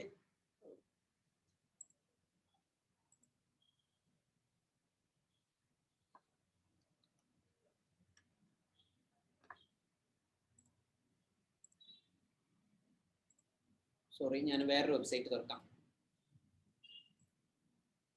ഏതെങ്കിലും വെബ്സൈറ്റിനകത്ത് അനാവശ്യമായിട്ട് ഇതേപോലെ അക്കൗണ്ടുകളൊക്കെ ചോദിക്കുകയാണെങ്കിൽ അത്ര നിർബന്ധം ഇല്ലാത്തതാണെന്നുണ്ടെങ്കിൽ വേറൊരു വെബ്സൈറ്റ് നോക്കലാവും നല്ലത് കേട്ടോ. അനാവശ്യമായിട്ട് ഒരു സെക്യൂരിറ്റി ബ്രീച്ച് ഒക്കെയാണ് ഈ വെബ്സൈറ്റിനകത്ത് നമ്മൾ വെറുതെ അക്കൗണ്ട് ഉണ്ടാക്കി കൊടുക്കുമ്പോഴേ നമ്മളെ ചിലപ്പോൾ പേഴ്സണൽ കാര്യങ്ങളൊക്കെ നമ്മൾ സെർച്ച് ചെയ്ത് കൊടുക്കുക, അല്ല എൻ്റർ ചെയ്ത് കൊടുക്കുക. നമ്മളെ പാസ്വേഡ് യൂസർ നെയിം ഒക്കെ വെറുതെ ഒരു പാസ്വേഡ് അക്കൗണ്ട് ഉണ്ടാക്കി എടുക്കാതെ കീവേഡ് ഫൈൻഡർ. ഇപ്പൊ കാറുമായിട്ട് ബന്ധപ്പെട്ടുള്ള ഒരു കീവേഡിനെ ഞാൻ ഇതിനകത്ത് സെർച്ച് ചെയ്യാൻ പോവാണ്. ഈ വെബ്സൈറ്റിനകത്ത് ഇങ്ങനെയാണ് കൊടുത്തിട്ടുള്ളത്. അപ്പൊ ഇതിനകത്ത് സെർച്ച് ചെയ്ത് വരുന്നുള്ളൂ. കാർ ഗുരൂസ്, കാർ റെന്റൽ, ഏറ്റവും ടോപ്പിൽ കൊടുത്തിട്ടുള്ള ചില സാധനങ്ങളുണ്ട്. അതാണ് നമ്മൾ എടുക്കാൻ ഏറ്റവും നല്ലത്. അതിനെ എത്രത്തോളം വോള്യം ആളുകൾ ഫോളോ ചെയ്യേണ്ടത്, ക്ലിക്ക് ചെയ്യേണ്ടത്, കാണുന്നുണ്ട് എന്നുള്ള കൗണ്ട് മരതുഭാഗത്തൂടെ കൊടുത്തിട്ടുണ്ട്. അതായത് കാർ ഗുരൂസ് എന്ന് പറഞ്ഞ് സെർച്ച് ചെയ്യുന്നത് ഇതേപോലെ ഇത്രയും വോള്യം ആളുകളാണ് ഇതിനകത്ത് കൊടുത്തിട്ടുള്ളത്. അതേപോലെ car rental, car wash near me, car guru, car loan calculator, enterprise rental car. അപ്പൊ ഈ റെന്റ് കാറ് അങ്ങനെയുള്ള കാര്യങ്ങളും അങ്ങനെയുള്ള കുറെ കാര്യങ്ങളൊക്കെ ഇതിനകത്ത് കൂടുതൽ കുറെ ടാഗിൽ കാണാൻ വേണ്ടി പറ്റുന്നുണ്ട്. അപ്പൊ അങ്ങനെ നമ്മുടെ സബ്ജക്ട് എന്തോ ആയിക്കോട്ടെ, car, rental, car wash, car loan, അങ്ങനെയുള്ള വാക്കുകളെ നമ്മളൊരു കീവേഡ് ആക്കി എടുത്തിട്ട് എന്ത് ചെയ്യുക, ഈ സാധനങ്ങളെ നമുക്ക് ഇങ്ങനെ കോപ്പി ചെയ്തിട്ട് നമുക്ക് ഉപയോഗിക്കാൻ പറ്റും കീവേഡുകളായിട്ട് അപ്ലോഡ് ചെയ്യുന്ന സമയത്ത്. അപ്പോൾ നമ്മൾ ടൈറ്റിൽ എഴുതുന്ന സമയത്തും ടൈറ്റിൽ എന്ത് സബ്ജക്റ്റിനെ പറ്റിയാണോ പറയണത് അതുമായിട്ട് ബന്ധപ്പെട്ട സാധനത്തിന് മാത്രം നമ്മൾ ഫോക്കസ് ചെയ്തിട്ടുള്ള സാധനങ്ങൾ ഇതിനകത്ത് എഴുതി കൊടുക്കാം. ടൈറ്റിലാക്കിയിട്ട് നമ്മൾ എഴുതാം. ടൈറ്റിലാക്കി എഴുതുമ്പോൾ മലയാളത്തിൽ ആദ്യം എഴുതാണെങ്കിൽ രണ്ടാമത് ഇംഗ്ലീഷ് തന്നെ എഴുതാം. ഇതിനൊക്കെ ലെങ്ത് ഉണ്ട് കേട്ടോ, ശ്രദ്ധിക്കണം. 100 ലിമിറ്റേ ഉള്ളൂ. അപ്പൊ അതുകൊണ്ട് വലിയൊരു വാചകമായിട്ടൊന്നും ടൈറ്റിൽ എഴുതണ്ട. വളരെ ഷോർട്ട് ആക്കിയിട്ട് എത്ര പെട്ടെന്ന് ക്യാപ്ചർ ചെയ്യാൻ പറ്റുന്ന രൂപത്തിലെ സാധനമാക്കിയിട്ട് എഴുതാം. താഴെ ഡിസ്ക്രിപ്ഷൻ എഴുതാൻ നേരത്തെ പറഞ്ഞ പോലെ ആദ്യത്തെ 3 ലൈൻ വളരെ ഇമ്പോർട്ടന്റ് ആണ്. അതിനകത്തും കീവേഡുകൾ ഉണ്ടായിരിക്കണം ഇതിനകത്ത്. അതും പ്ലാൻഡ് ആയിട്ടുള്ള നമ്മുടെ ടാർഗറ്റ് ഓഡിയൻസിന് പറ്റുന്ന രൂപത്തിലുള്ള കീവേഡ് തന്നെ ആയിരിക്കുക. കീവേഡ് ഉൾപ്പെടുത്തിയിട്ട് അതിനൊരു വാചകമാക്കാൻ വേണ്ടി നിങ്ങൾ ശ്രമിക്കുക. അപ്പൊ ഏറ്റവും നല്ലതാണ്. ഇപ്പൊ ഈ കാർ റെന്റൽ അതുമായിട്ട് ബന്ധപ്പെട്ടുള്ളതാണെങ്കിൽ അങ്ങനെ മറ്റുള്ള എന്തെങ്കിലും സാധനങ്ങളാണെന്നുണ്ടെങ്കിൽ അങ്ങനെ എന്നുള്ള രൂപത്തിൽ കീവേഡിനെ ഉൾപ്പെടുത്തിക്കൊണ്ടുള്ള ഡിസ്ക്രിപ്ഷൻ എഴുതുക. ആദ്യത്തെ 3 ലൈനിൽ ഈ വീഡിയോക്കകത്തുള്ള വ്യക്തമാക്കി അതൊരു ക്ലോസ് ആയിട്ടുള്ള സാധനം തന്നെ എഴുതുക. ഞാൻ മുമ്പ് പറഞ്ഞ പോലെ മിസ്ലീഡിംഗ് ഉണ്ടാക്കുന്ന രൂപത്തിൽ എഴുതരുത്. മെഷീൻ ആ സാധനത്തിന് ബ്ലോക്ക് ആക്കും, ഒരിക്കലും മുന്നോട്ട് പോകില്ല. അതേപോലെ താഴോട്ട് വരുമ്പോൾ തമ്പനയിൽ നമ്മൾ നേരത്തെ പറഞ്ഞ പോലെ കസ്റ്റം തമ്പനയിലാണെങ്കിൽ നമ്മൾ അപ്ലോഡ് ചെയ്തെടുക്കുക. പിന്നെ അതേപോലെ തന്നെ പ്ലേലിസ്റ്റ് നേരത്തെ പറഞ്ഞു, ഈ പ്രൊഡക്റ്റ് ഒരു അൺബോക്സിംഗ് ആണ്, അതല്ലെങ്കിൽ വേറൊരു ടൈപ്പ് ഓഫ് വീഡിയോ ആണെന്നുണ്ടെങ്കിൽ ആ വീഡിയോക്ക് വേണ്ടി നോക്കിയിട്ടുള്ള ഒരു ലൈബ്രറിന്റെ അല്ലെങ്കിൽ അതിന് വേണ്ടിയിട്ടുള്ള പ്ലേലിസ്റ്റിന്റെ സെലക്ട് ചെയ്യുക. ഒന്നിൽ കൂടുതൽ പ്ലേലിസ്റ്റുകൾ ആണെങ്കിൽ അങ്ങനെ സെലക്ട് ചെയ്യാം. ചില സാധനങ്ങൾ അങ്ങനെയാണല്ലോ, നമ്മൾ പ്ലാൻ ചെയ്ത് 2 സാധനത്തിന് ഉൾപ്പെടുന്നതാണ്, 2 കൂട്ടരും കാണാൻ പറ്റുന്നതാണ്. പ്രത്യേകം ശ്രദ്ധിക്കുക, ഈ പ്ലേലിസ്റ്റുകളെ മാത്രം ഫോക്കസ് ചെയ്തിട്ടുള്ള വ്യൂവേഴ്സും ഉണ്ടാവും കേട്ടോ. അപ്പൊ നമ്മൾ അപ്ലോഡ് ചെയ്യുന്ന എല്ലാ വീഡിയോയും എല്ലാം കാണൂല. നമ്മളെ വീഡിയോ പ്രത്യേക ടൈപ്പ് സാധനങ്ങൾ മാത്രം, അതിന് വേണ്ടിയിട്ടാണ് ഈ പ്ലേലിസ്റ്റുകൾ നമ്മൾ ക്രിയേറ്റ് ചെയ്ത് വെക്കുന്നത്. അതേപോലെ തന്നെ താഴോട്ട് വരുന്ന സമയത്ത് ഒരു പ്രധാനപ്പെട്ട ഇമ്പോർട്ടൻസ് ഒരു 2 വർഷം മുമ്പ് വന്നിട്ടുള്ള ഒരു ഗൂഗിളിന്റെ പോളിസി പ്രകാരം എന്നുള്ള സാധനമാണ്.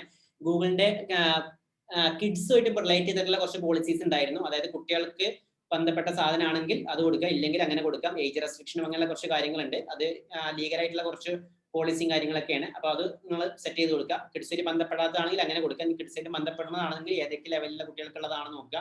അപ്പൊ അതിനനുസരിച്ച് മെഷീൻ ചെക്ക് ചെയ്യുന്നുണ്ട്. അതിനകത്ത് ഈ കുട്ടികളെ ഡ്രസ്സൊന്നും ഇടിക്കാതെ നമ്മൾ എന്തൊരു വീഡിയോ എടുത്തു കഴിഞ്ഞിട്ടുണ്ടെങ്കിൽ അതൊക്കെ ഇതിനകത്ത് ബാൻ ചെയ്യാനുള്ള സാധ്യത ഉണ്ട്. അപ്പൊ അങ്ങനെയുള്ള കാര്യങ്ങളൊക്കെ നിങ്ങൾ പോളിസിയും കൂടെ വായിച്ചു നോക്കിയിട്ട് നിങ്ങൾ ഒന്ന് കണ്ടന്റ് ഉണ്ടാക്കാൻ വേണ്ടി ശ്രമിക്കുക.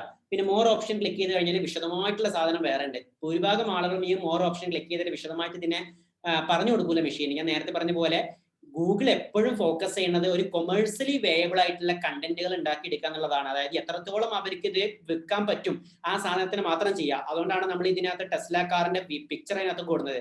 ടെസ്ല കാറിന്റെ പിക്ചർ ഇല്ലാതെ എനിക്ക് തമ്പനയിൽ ഉണ്ടാക്കാം. ടെസ്ല കാറിനെ പറ്റി പറയുന്ന എന്റെ ഫോട്ടോ മാത്രമാണെങ്കിൽ എനിക്ക് വെക്കാം. ടെസ്ല കാറിന്റെ ക്യാപ്ഷൻ മാത്രം എനിക്ക് വെക്കാം. ഇതൊന്നും അല്ലാതെ എല്ലാം ഉൾപ്പെടുത്തിക്കൊണ്ട് ടെസ്ല കാറിനെ മുൻ നിർത്തിയിട്ട് ടെസ്ല കാറിന്റെ മെഷീനെ മനസ്സിലാവാൻ പറ്റുന്ന രൂപത്തിലാണ് ഞാൻ സെറ്റ് ചെയ്ത് വെച്ചത്. അപ്പൊ അതുകൊണ്ട് ഇതിനെ അഡ്വാൻസ്ഡ് ആയിട്ടുള്ള മറ്റുള്ള കാര്യങ്ങൾ ഇതിനകത്ത് സെറ്റ് ചെയ്ത് കൊടുക്കുകയാണെങ്കിൽ മെഷീനിന് മനസ്സിലാക്കലിന്റെ വലിപ്പം കുറച്ചുകൂടെ കൂടും. അടുത്ത ടാഗ് ലൈനിൽ നമ്മൾ സാധാരണ നമുക്ക് എല്ലാവർക്കും അറിയാലോ, ഫേസ്ബുക്കിനകത്ത് ഗൂഗിളൊക്കെ നമ്മൾ ടാഗ് ചെയ്യാണ്. ഈ ടാഗിനകത്ത്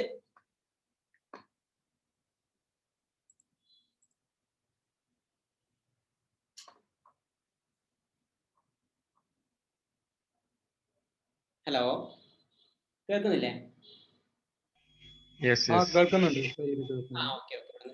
അപ്പൊ ഇതിന് ടാഗുകളാണ്. ടാഗിനകത്തും ഞാൻ നേരത്തെ പറഞ്ഞ പോലെ ടാഗുകൾ ആക്കാൻ വേണ്ടി നിങ്ങൾ കൂടുതലും ശ്രമിക്കേണ്ടത് കീവേഡുകൾ തന്നെയാണ്. അപ്പൊ ഇതുപോലുള്ള കീവേഡ് പ്ലാനറുകൾ നമ്മൾ മുൻകൂട്ടി നിങ്ങൾ എടുത്തിട്ട് ആ സബ്ജക്റ്റിന് റിലേറ്റ് ചെയ്തുള്ള ടാഗുകളാണ് വെക്കേണ്ടത് കേട്ടോ. ഞാൻ നേരത്തെ പറഞ്ഞ പോലെ നിങ്ങളെ ടാർഗറ്റിന്, നിങ്ങളെ ഗോളിനെ, നിങ്ങളെ ഒരു ചാനലിന്റെ ഒരു വിഷനായിട്ട് ബന്ധപ്പെട്ട സാധനം ആയിക്കോളണമെന്നില്ല, ആയിരിക്കാം. അതിന്റെ കൂടെ തന്നെ ടാഗുകൾ വെക്കുമ്പോൾ മാക്സിമം സബ്ജക്റ്റായിട്ട് റിലേറ്റ് ചെയ്തുള്ള സാധനം തന്നെ വെക്കുക. ഒരു ഉദാഹരണത്തിന് ഞാനിവിടെ ഈ സബ്ജക്റ്റിനെ ഒന്ന് മാറ്റി കൊടുക്കുകയാണ്. ഇവിടെ ടെസ്ല കാർ എന്നുള്ളത് ഞാൻ വെറുതെ ചെക്ക് ചെയ്ത് വെക്കുകയാണ്.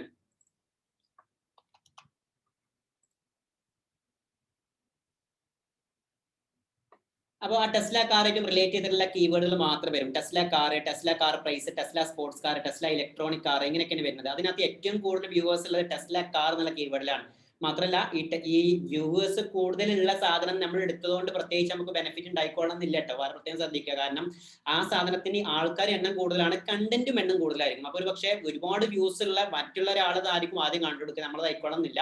അപ്പൊ നമുക്ക് താഴോട്ട് വരുന്ന സമയത്ത് ഇതിന്റെ എണ്ണം നമുക്ക് നോക്കുകയും ചെയ്യാം. അതിന്റെ കൂടെ തന്നെ നമ്മുടെ ഈ സബ്ജക്റ്റിനോട്ടും എത്രത്തോളം ക്ലോസ് ആയിട്ടുള്ള സാധനം ഏതാണോ അതിന് മാത്രം സെലക്ട് ചെയ്യാം. കാരണം ടെസ്ല കാർ എന്ന് പറഞ്ഞാൽ ലോകത്തിൽ ഏറ്റവും കൂടുതൽ ആളുകൾ സെർച്ച് ചെയ്യുന്ന നല്ലൊരു വോള്യം ഉള്ള ഒരു സാധനമാണ്. അതിന് താഴോട്ട് വരുന്ന സമയത്ത് ഇതൊക്കെ നമുക്ക് ഉൾപ്പെടുത്താം. കാരണം ഇതിനകത്ത് പരിധികളൊന്നുമില്ല. Tesla car price, Tesla sports car, Tesla new car, Tesla car in space, അങ്ങനെയുള്ള കുറേ സാധനമൊക്കെ ആൾക്കാർ സെർച്ച് ചെയ്യുന്ന സാധനങ്ങളാണ്. അപ്പൊ അതിന്റെ കൂടെ നമ്മുടെ സബ്ജക്റ്റായിട്ട് മാപ്പ് ചെയ്ത ടെസ്ല കാർ ഇൻ ഇന്ത്യ, അതൊക്കെ ഒരു കീവേഡാണ്.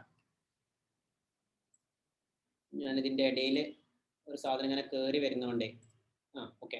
അപ്പോൾ ഇവിടെ ടെസ്ല കാർ ഇൻ ഇന്ത്യ എന്നുള്ള കൊടുക്കാം. അതേപോലെ ടെസ്ല കാർ എന്ന് കൊടുക്കാം.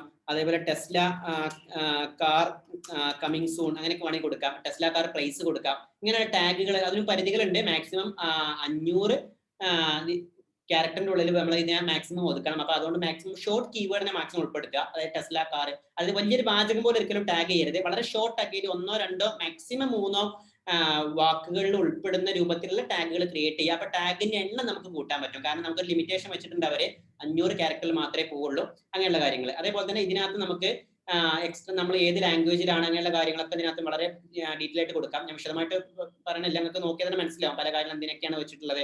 റെക്കോർഡിന് ടൈമോ കാര്യങ്ങളോ അങ്ങനെയുള്ള കൊടുത്തിട്ടുണ്ടോ, അങ്ങനെയുള്ള കാര്യങ്ങളൊക്കെ വിശദമായിട്ട് നമുക്ക് എഴുതി കൊടുക്കാൻ പറ്റും.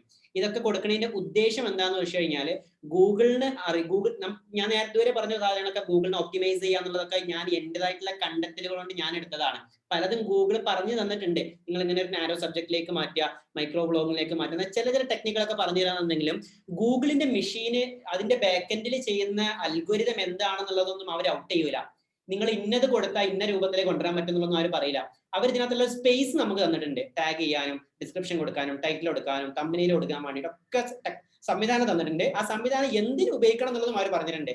പക്ഷെ ഇന്നത് ഉപയോഗിച്ചാൽ പറ്റുന്നുള്ള ഒരിക്കലും അവർ പറയില്ല. കാരണം അവരെ അത് ഏത് രൂപത്തിൽ തന്നെ ഇന്നതൊക്കെ ചെയ്താലാണ് കറക്റ്റ് ആയിട്ട് ആളുകളിലേക്ക് എത്തിക്കുക എന്നുള്ളതും അവർ പ്രത്യേകം പറഞ്ഞിരുന്നില്ല. കാരണം അത് അവരെ അൽഗോരിതത്തിന് ഔട്ട് ചെയ്യുന്ന മോഡലാണ്, അവരൊരിക്കലും പബ്ലിഷ് ചെയ്യില്ല.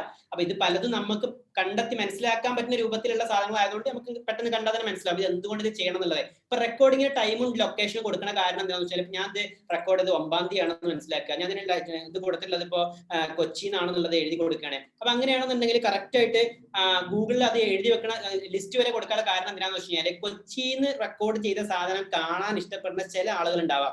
ഇന്ന ഡേറ്റിൽ, തൊട്ടടുത്ത ഡേറ്റിൽ, അവസാന ഡേറ്റ്. ഇപ്പൊ ടെസ്ല കാറിനെ കുറിച്ച് കുറെ ആളുകൾ വീഡിയോ ചെയ്തിട്ടുണ്ട്. അപ്പൊ ഞാൻ വീഡിയോ ചെയ്തിട്ടുണ്ടെന്നുണ്ടെങ്കിൽ ആ സാധനം പബ്ലിഷ് ചെയ്ത് ഇന്നലെയാണ്. അപ്പൊ ഏറ്റവും പുതിയ വിവരം ഏത് വീഡിയോ ആണെന്നുള്ളത് കൂടെ കാണാൻ വേണ്ടിയിട്ടാണ് ഈ ടൈം കൊടുക്കണം എന്നുള്ളത് നമ്മൾ മനസ്സിലാക്കി വെച്ചാൽ മതി. ഇതൊക്കെ നമുക്ക് പല കാര്യം നമുക്ക് ആലോചിച്ച് മനസ്സിലാവും എന്തിനാണെന്നുള്ളത്. അതേപോലെ തന്നെ ഇതിന്റെ മറ്റുള്ള എന്തെങ്കിലും ലൈസൻസോ കാര്യങ്ങളൊക്കെ ഉണ്ടെന്നുണ്ടെങ്കിൽ അങ്ങനെ വേണമെങ്കിൽ ആഡ് ചെയ്ത് കൊടുക്കാം. അങ്ങനെ അതേപോലെ തന്നെ കമന്റ്സ് റൈറ്റിംഗ് എന്നൊക്കെ പറഞ്ഞുള്ള കുറെ ഡീറ്റെയിൽസ് വേറെ എക്സ്ട്രാ അതിനകത്ത് വരുന്നുണ്ട്. അപ്പൊ ഇങ്ങനെ വിശദമായിട്ട് ഇതിന്റെ ഒരു വീഡിയോ പ്രൊഫൈൽ സെറ്റ് ചെയ്ത് കൊടുക്കുക. അത് കഴിഞ്ഞ ശേഷം ഇതിനകത്തോട്ട് നമുക്ക് എന്ത് ചെയ്യാൻ, നമ്മളൊരു വീഡിയോ കണ്ടു കഴിഞ്ഞാൽ അടുത്തൊരു വീഡിയോയിലേക്ക് നമ്മൾ ഇയാൾ ഇങ്ങനെ ചെയിൻ വഴി വലിച്ചു കൊണ്ടുപോകാനും ഗൂഗിളിന്റെ സംവിധാനം ചെയ്തിട്ടുണ്ട്. അതിന് നിങ്ങൾ കണ്ടിട്ടുണ്ട്, ഒരു വീഡിയോ കഴിഞ്ഞ അവസാനം ചെറിയൊരു തമ്പനയിലിന്റെ സ്ക്രീനുകൾ ഇങ്ങനെ കാണാൻ പറ്റും. അതായത് അവിടെ നമുക്ക് എന്ത് ചെയ്യാം, ഈ എൻഡ് സ്ക്രീനുകളിൽ നമുക്ക് എന്ത് ചെയ്യാം, ചാർട്ടുകൾ ഇങ്ങനെ ആഡ് ചെയ്യാനുള്ള സംഭവമുണ്ട്. കാർഡുകളും ആഡ് ചെയ്യാം. അതേപോലെ തന്നെ എക്സ്ട്രാ ഇതുപോലെ ചെറിയ എലമെന്റുകൾ നമുക്ക് സെറ്റ് ചെയ്ത് കൊടുക്കാൻ പറ്റും. അപ്പൊ ആ എലമെന്റ് വരുമ്പോൾ അത് നമ്മളൊരു ബന്ധപ്പെട്ടുള്ള ഒരു വീഡിയോ അല്ലെങ്കിൽ 2 വീഡിയോ ഒക്കെ ആയിട്ട് കൊടുക്കാം. അവിടെ എന്ത് വീഡിയോ കാണണം എന്നുള്ളതൊക്കെ നമുക്ക് ഇതിനകത്ത് ഇങ്ങനെ സെറ്റ് ചെയ്ത് വെക്കാൻ പറ്റും. വീഡിയോ കണ്ടന്റ് കാണുമ്പോൾ ഒന്നെങ്കിൽ ബെസ്റ്റ് ഓഫ് ദ വ്യൂവർ, ഇയാൾക്ക് ആപ്റ്റ് ആയിട്ടുള്ള നമ്മളെ ഏത് വീഡിയോ ആണുള്ളത്, അതല്ലെങ്കിൽ ഏറ്റവും അവസാനമായിട്ട് നമ്മൾ ആഡ് ചെയ്ത വീഡിയോ ആണെങ്കിൽ അങ്ങനെ കൊടുക്കാം. അതല്ലെങ്കിൽ നമ്മൾ സ്പെസിഫൈ ചെയ്യാം, നമ്മൾ മുമ്പ് അപ്ലോഡ് ചെയ്ത ഏതെങ്കിലും ഒരു വീഡിയോ ഉണ്ടെങ്കിൽ ആ വീഡിയോ മാത്രം കാണുന്ന രൂപത്തിൽ അങ്ങനെ സെറ്റ് ചെയ്ത് കൊടുത്തിട്ട് നമുക്ക് എന്ത് ചെയ്യാം, ഈ സാധനത്തിന് മുന്നോട്ട് പോകാം. അത് എവിടെ നിന്ന് കാണണം എന്നുള്ളതൊക്കെ ഇവിടെ സെറ്റ് ചെയ്യാൻ പറ്റും കേട്ടോ. ഞാനിങ്ങനെ വിശദമായിട്ട് കാണിക്കണില്ല, നിങ്ങൾക്ക് വളരെ സിമ്പിൾ ആയിട്ട് ജസ്റ്റ് ഒന്ന് കയറി നോക്കി കഴിഞ്ഞാൽ തന്നെ കാണാൻ പറ്റും സംഭവം എന്തൊക്കെ കാണണം. ഈ കൂടുതൽ എലമെന്റുകൾ ആഡ് ചെയ്യണമെന്നുണ്ടെങ്കിൽ ആഡ് ചെയ്യാം. അപ്പോൾ നമുക്ക് വീഡിയോ ആയിട്ടോ പ്ലേലിസ്റ്റുകളായിട്ടോ നമ്മളെ മറ്റുള്ള സാധനം ഒരു വീഡിയോ കണ്ടാൽ അടുത്തത് എങ്ങോട്ട് പോകണം എന്നുള്ള കാര്യങ്ങളൊക്കെ നിങ്ങൾക്ക് സെറ്റ് ചെയ്യാവുന്ന കാര്യങ്ങളേ ഉള്ളൂ സംഭവം. അത് കഴിഞ്ഞാൽ പിന്നെ വീണ്ടും നെക്സ്റ്റ് അടിച്ച് കഴിഞ്ഞാൽ ഈ സാധനത്തിനെ കംപ്ലീറ്റ് ചെയ്ത് പബ്ലിഷ് ചെയ്തിട്ട് അപ്ലോഡ് ആക്കാനും കഴിയും. ഇത്രയും കാര്യങ്ങളാണ് ശരിക്കും അപ്ലോഡ് ചെയ്യുന്ന സമയത്ത് ഉള്ള കുറച്ച് കാര്യങ്ങൾ. Private, public, അൺപബ്ലിഷ്. പബ്ലിക് നമ്മൾ മുമ്പ് പറഞ്ഞല്ലോ, സാധാരണ പബ്ലിക് ആയിട്ടാണ് നമ്മൾ പബ്ലിഷ് ചെയ്യാൻ. അൺലിസ്റ്റ് എന്ന് പറഞ്ഞു കഴിഞ്ഞിട്ടുണ്ടെങ്കിൽ നമ്മൾ വേറെലേക്ക് ലിങ്ക് അയക്കുമ്പോൾ മാത്രം കണ്ടാൽ മതി. അങ്ങനെ അവർ പൊതുവെ ചാനൽ ഉണ്ടാക്കലില്ല. പ്രൈവറ്റ് ആണ് നമ്മൾ മാത്രം ഡാറ്റ എടുത്ത് വെക്കാൻ വേണ്ടിയിട്ടാണ്. ഇനി പ്രത്യേക സമയത്ത് ഇത് ഷെഡ്യൂൾ ചെയ്ത് പോകണമെങ്കിൽ അതിന്റെ ഡേറ്റും ടൈം ഒക്കെ സെറ്റ് ചെയ്താൽ ഇന്ന് അപ്ലോഡ് ചെയ്താലും ആളുകളിലേക്ക് എത്തിക്കണം നാളെ അല്ല വൈകുന്നേരം 5 മണിക്ക് സെറ്റ് ചെയ്താൽ അങ്ങനെ മാത്രമേ പോകുള്ളൂ. അങ്ങനെ ചെയ്ത് ഷെഡ്യൂൾ ചെയ്ത് കഴിഞ്ഞിട്ടുണ്ടെങ്കിൽ ഷെഡ്യൂൾ ചെയ്ത ഡേറ്റിൽ ഈ സാധനത്തിന് എന്തെയും പബ്ലിഷ് ചെയ്തിട്ട് കയറുകയും ചെയ്യും. ഇത്രയും കാര്യങ്ങളാണ് ശരിക്കും ഒരു അപ്ലോഡ് ചെയ്യണ സമയത്ത് ശ്രദ്ധിക്കേണ്ട കുറച്ച് കാര്യങ്ങളുള്ളത്. ഞാൻ നേരത്തെ പറഞ്ഞ പോലെ ഒപ്റ്റിമൈസേഷൻ വളരെ പ്രധാനപ്പെട്ട ഒരു ഘടകമാണ്. അത് ശ്രദ്ധിക്കാതെ നമ്മളൊരു വീഡിയോ വെറുതെ ഒരു ചാനൽ ഉണ്ടാക്കിയിട്ട് വെറുതെ കുറച്ച് വീഡിയോസ് ഒക്കെ പബ്ലിഷ് ചെയ്താൽ ഈ സാധനം ആരെടുത്തും എത്തൂല. പിന്നെ എത്തുമ്പോഴും ശ്രദ്ധിക്കേണ്ട കാര്യം, ഒരിക്കലും നിങ്ങൾ മറ്റുള്ളവരെ കണ്ടിട്ട് അത് അത്ര മില്യണൊക്കെ ഉണ്ടെങ്കിലേ നമുക്ക് സന്തോഷം കിട്ടുള്ളൂ, അവിടെ നമ്മൾ എത്തിപ്പെടുള്ളൂ എന്ന് ശ്രദ്ധിക്കേണ്ട ആവശ്യമില്ല. നമുക്ക് ഞാൻ നേരത്തെ പറഞ്ഞ കോടാനുകോടി ആളുകളുടെ ഇടയിൽ നിന്ന് നമുക്ക് ആപ്റ്റ് ആയിട്ടുള്ള നമ്മുടെ പ്രൊഡക്റ്റ് വാങ്ങാൻ പറ്റുന്ന, നമ്മുടെ ബിസിനസ്സിനോട് ചോദിക്കണം ഇൻട്രസ്റ്റ് ഉള്ള, നമ്മുടെ സംസാരം കേൾക്കാൻ താല്പര്യമുള്ള, നമ്മുടെ ട്രെയിനിങ്ങുകൾ ആവശ്യമുള്ള, നമ്മുടെ ബുക്കുകൾ വാങ്ങാൻ സാധ്യതയുള്ള ആളുകൾ മാത്രം ഇതിനകത്ത് വളരെ ചുരുക്കിയ ഒരു 100 50 ആളുകൾ മാത്രമേ ഇതിനകത്ത് ഉണ്ടാവുള്ളൂ, അല്ലെങ്കിൽ 1000 ആൾക്കാരെ ഉണ്ടാവുള്ളൂ. അപ്പൊ ചിലപ്പോൾ കുറച്ച് ആളുകളാണെന്നുണ്ടെങ്കിൽ നമുക്ക് ആപ്റ്റ് ആയിട്ടുള്ള ആളുകളിലേക്ക് എത്തിക്കുക എന്നുള്ളതാണ് പ്രധാനപ്പെട്ട ഒരു ഘടകം ഉള്ളത്. അതാണ് ഇത്രയും പറഞ്ഞ ഒരു സംഗതി ഉള്ളത്. പിന്നെ മറ്റുള്ളതൊക്കെ ഞാൻ മുമ്പ് പറഞ്ഞ പോലെ തന്നെ മാക്സിമം മെഷീന് മനസ്സിലാക്കാൻ പറ്റുന്ന രൂപത്തിലേക്ക് ഈ സാധനത്തിന് ഒപ്റ്റിമൈസ് ചെയ്ത് കൊണ്ടുവരാൻ വേണ്ടിയിട്ട് മാക്സിമം ശ്രമിക്കുക. അപ്പൊ ഇത്ര കാര്യങ്ങൾ മാത്രമേ ഉള്ളൂ. നമുക്ക് സമയം ഒരുപാട് നീണ്ടു പോയിട്ടുണ്ടെന്ന് തോന്നുന്നു. അപ്പൊ ഇത്രയും പറഞ്ഞുകൊണ്ട് ഞാൻ തന്നെ വൈൻഡ് അപ്പ് ചെയ്യാം. Okay, thank U.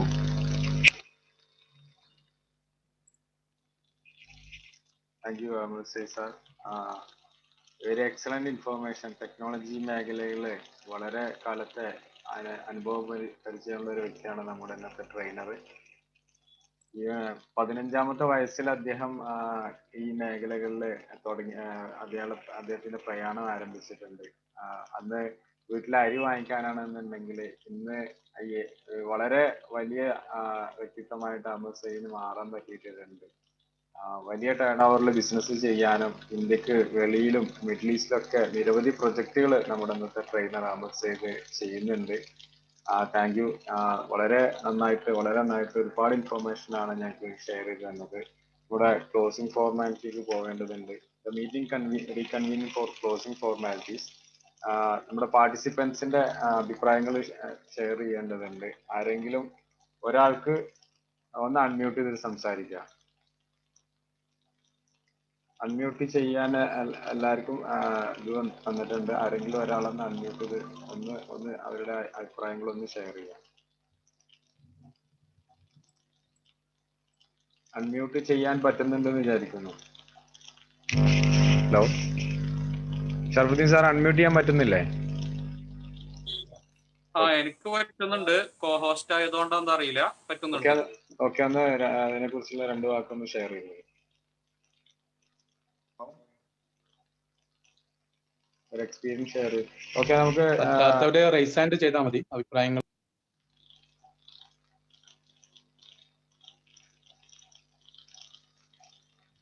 ഇനി എന്തെങ്കിലും രീതിയിൽ അൺമ്യൂട്ട് ചെയ്യാൻ പറ്റാത്ത പ്രശ്നങ്ങൾ ഉണ്ട് എന്നുണ്ടെങ്കിൽ കോണ്ടാക്ട് നമ്പറും ഡീറ്റെയിൽസ് ഒക്കെയാണ് അഹമ്മദ് സയ്യിദിന്റെ. തീർച്ചയായിട്ടും നമ്മുടെ ഷെയർ ചെയ്യാം. ആരെങ്കിലും ഒരാൾ, നമ്മുടെ മെമ്പേഴ്സ് ആരെങ്കിലും ഒരാൾ വാട്സപ്പ് നമ്മുടെ ഇതിന് ചാറ്റിൽ അഹമ്മദ് സയ്യിദ് സാറിന്റെ കോണ്ടാക്ട് നമ്പർ ഒന്ന് ഷെയർ ചെയ്ത് കൊടുത്താൽ മതി. Okay, meeting reconvene for closing formalities. I invite നമ്മുടെ zone director management JCI senator Arun സാറിനെ ഒരു ഫെലിസിറ്റേഷൻ അഡ്രസ്സിന് വേണ്ടി ഇൻവൈറ്റ് ചെയ്യാണ്. Arun sir.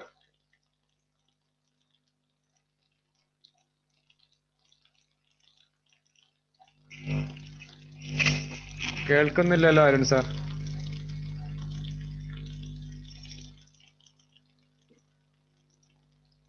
Arun sir unmute ചെയ്തായി കാണുന്നുണ്ട്, voice.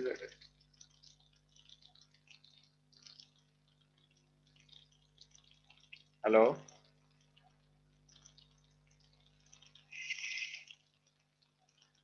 Arun sir.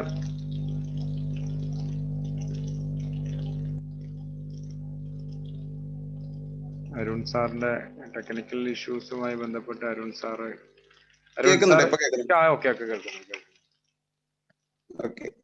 Network issues ആണ്, sorry. Most respected chairman Subeesh ji, chief guest Sushant sir, our ZP, and today's wonderful trainer Said ji, Zone Vice President Rashid ji, other dignitaries, Host President and Project Director. വളരെ informative ആയ ഒരു session ആണ്. Need of the hour എന്ന് പറയാൻ പറ്റുന്ന ഒരു പ്രൊജക്റ്റുമാണ്. അതുകൊണ്ട് തന്നെയാണ് സുബീഷ് ഈ ഒരു ഇൻഫർമേഷൻ നമുക്ക് പാസ് ചെയ്യുമ്പോൾ ഇത്രയും പെട്ടെന്ന് നടക്കട്ടെ എന്നുള്ള ഒരു കാര്യം പറഞ്ഞത്. ഇന്ന് ഈ സെഷൻ കഴിഞ്ഞ് ഇപ്പോൾ ഈ ഒരു ഫെസിലിറ്റേഷനിൽ ഇരിക്കുന്ന സമയത്ത് വളരെയധികം അഭിമാനമുണ്ട്. കാരണം എന്താ വെച്ച് കഴിഞ്ഞാൽ ഇത് ഇന്ന് നടക്കേണ്ട എല്ലാ ലോമുകളും നടക്കേണ്ട need of an hour project ആണ്. അത്തരത്തിൽ മുന്നോട്ട് പോകാൻ സുബീഷിക്കും ടീമിനും കഴിയട്ടെ എന്ന് ആത്മാർത്ഥമായി പ്രാർത്ഥിക്കുകയാണ്. സൈജിയുടെ സെഷൻ ഞാനിവിടെ കുറച്ച് സമയം ഞാൻ ഇവിടുന്ന് ലെഫ്റ്റ് ചെയ്തിട്ട് ചാപ്റ്ററിന്റെ ഒരു മീറ്റിംഗിൽ പോയിരുന്നു. അപ്പൊ പോലും അവിടെ പോലും പറഞ്ഞു കേട്ടത് 3 ആളുകൾ ഈ ഒരു പരിപാടിയിൽ പങ്കെടുത്തുകൊണ്ടിരിക്കുകയായിരുന്നു. അപ്പൊ തീർച്ചയായും ഒരു പ്രൗഡ് ഫീൽ ആണ്. നമ്മുടെ മേഖലയിൽ ഒരു പ്രോഗ്രാം നടക്കുന്നു, സുബീഷ് അത് അതിനുള്ള ഇനീഷ്യേറ്റീവ് എടുത്ത് നല്ല രീതിയിൽ നടത്തുന്നത് കാണുമ്പോൾ തീർച്ചയായും ഒരു സോൺ ഡയറക്ടർ മാനേജ്മെന്റ് നിലയിൽ സന്തോഷമുണ്ട്. തുടർന്നും ഇത്തരത്തിലുള്ള മികച്ച പ്രോഗ്രാമുമായിട്ട് സുബീഷിക്കും മലപ്പുറം ടീമിനും ഒരുപാട് പ്രിയപ്പെട്ട നിങ്ങൾ ഓരോരുത്തർക്കും എത്താൻ കഴിയട്ടെ എന്ന് ആത്മാർത്ഥമായി പ്രാർത്ഥിക്കുന്നു.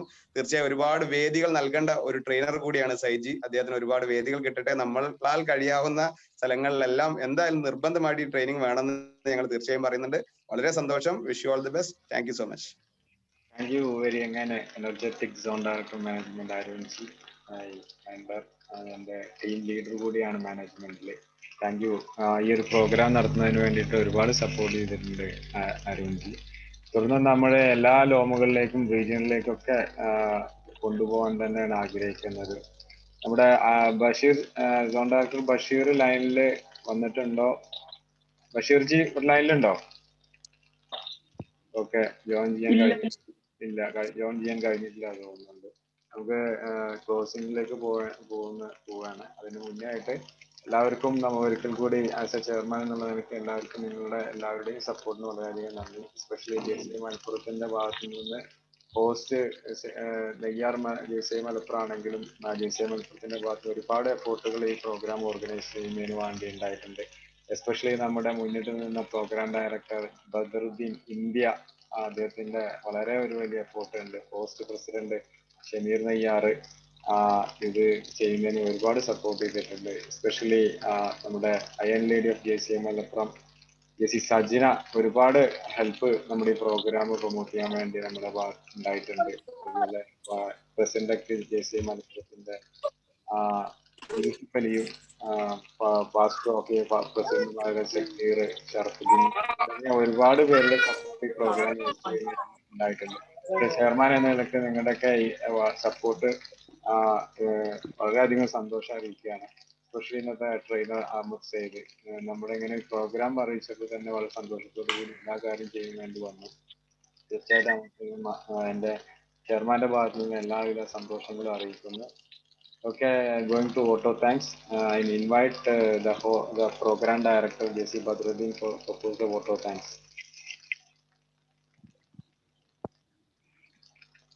നമസ്കാരം. വളരെയധികം ഇൻഫോർമേറ്റീവ് ആയിട്ടുള്ള ഒരു സെഷനാണ് ഇന്നിവിടെ നടന്നിട്ടുള്ളത്. ഈ കാലത്ത് ഏതൊരാൾക്കും ഒഴിച്ചുകൂടാൻ പറ്റാത്ത ഒന്നായി മാറിയിട്ടുണ്ട് നമ്മുടെ ടെക്നോളജി. അതിനൊരു തുടക്കം എന്ന നിലയിലാണ് ജെ മലപ്പുറത്തിന്റെ കീഴിൽ ഇങ്ങനൊരു പ്രൊജക്റ്റ് തുടർന്ന് കൊണ്ടുപോകുന്നത്. ഇന്നത്തെ ആദ്യ സെഷൻ തന്നെ പങ്കെടുത്തവർക്ക് വളരെയധികം ഉപകാരപ്പെട്ടിട്ടുണ്ട്. എനിക്കും ഉപകാരപ്പെട്ടിട്ടുണ്ട്. നമ്മുടെ പ്രോഗ്രാമിന്റെ ചെയർമാൻ 2020 മികച്ച സോൺ ഓഫീസറായി തിരഞ്ഞെടുക്കുകയും 2017 നാഷണൽ പ്രസിഡന്റ് അവാർഡ് നേടുകയും ചെയ്തിട്ടുള്ള, സോണിനെ ഒരു കുടക്കീയിൽ കൊണ്ടുപോകാൻ മുന്നിട്ടിറങ്ങുകയും ചെയ്യുന്ന പബ്ലിക് റിലേഷൻ ഓഫീസർ സുബീഷിന് നന്ദി അറിയിക്കുന്നു. ഇന്ന് നമുക്ക് വേണ്ടി തിരക്കുകൾക്കിടയിലും 2 മണിക്കൂറോളം ഒരു പെയ്ഡ് പ്രോഗ്രാം എന്ന പോലെ സൗജന്യമായിട്ട് നമുക്ക് നൽകിയിട്ടുള്ള നമ്മുടെയൊക്കെ പ്രിയപ്പെട്ട JCM മലപ്പുറത്തിന്റെ ടെക്നോളജിയുടെ അധിപൻ, അഗ്രഗണ്യൻ, സ്വകാര്യ അഹങ്കാരം എന്ന് തന്നെ പറയാം. ഇനിയും അദ്ദേഹത്തിന്റെ ക്ലാസുകൾ സോണിലൂടെ കൂടി വ്യാപിക്കട്ടെ എന്ന് ആമുഖമായി ഉണർത്തുന്നു. നമുക്ക് വേണ്ടി നല്ലൊരു സെഷൻ ചെയ്തു തന്നെ അഹമ്മദ് സയ്യിദിന് ആത്മാർത്ഥമായി നന്ദി അറിയിക്കുന്നു.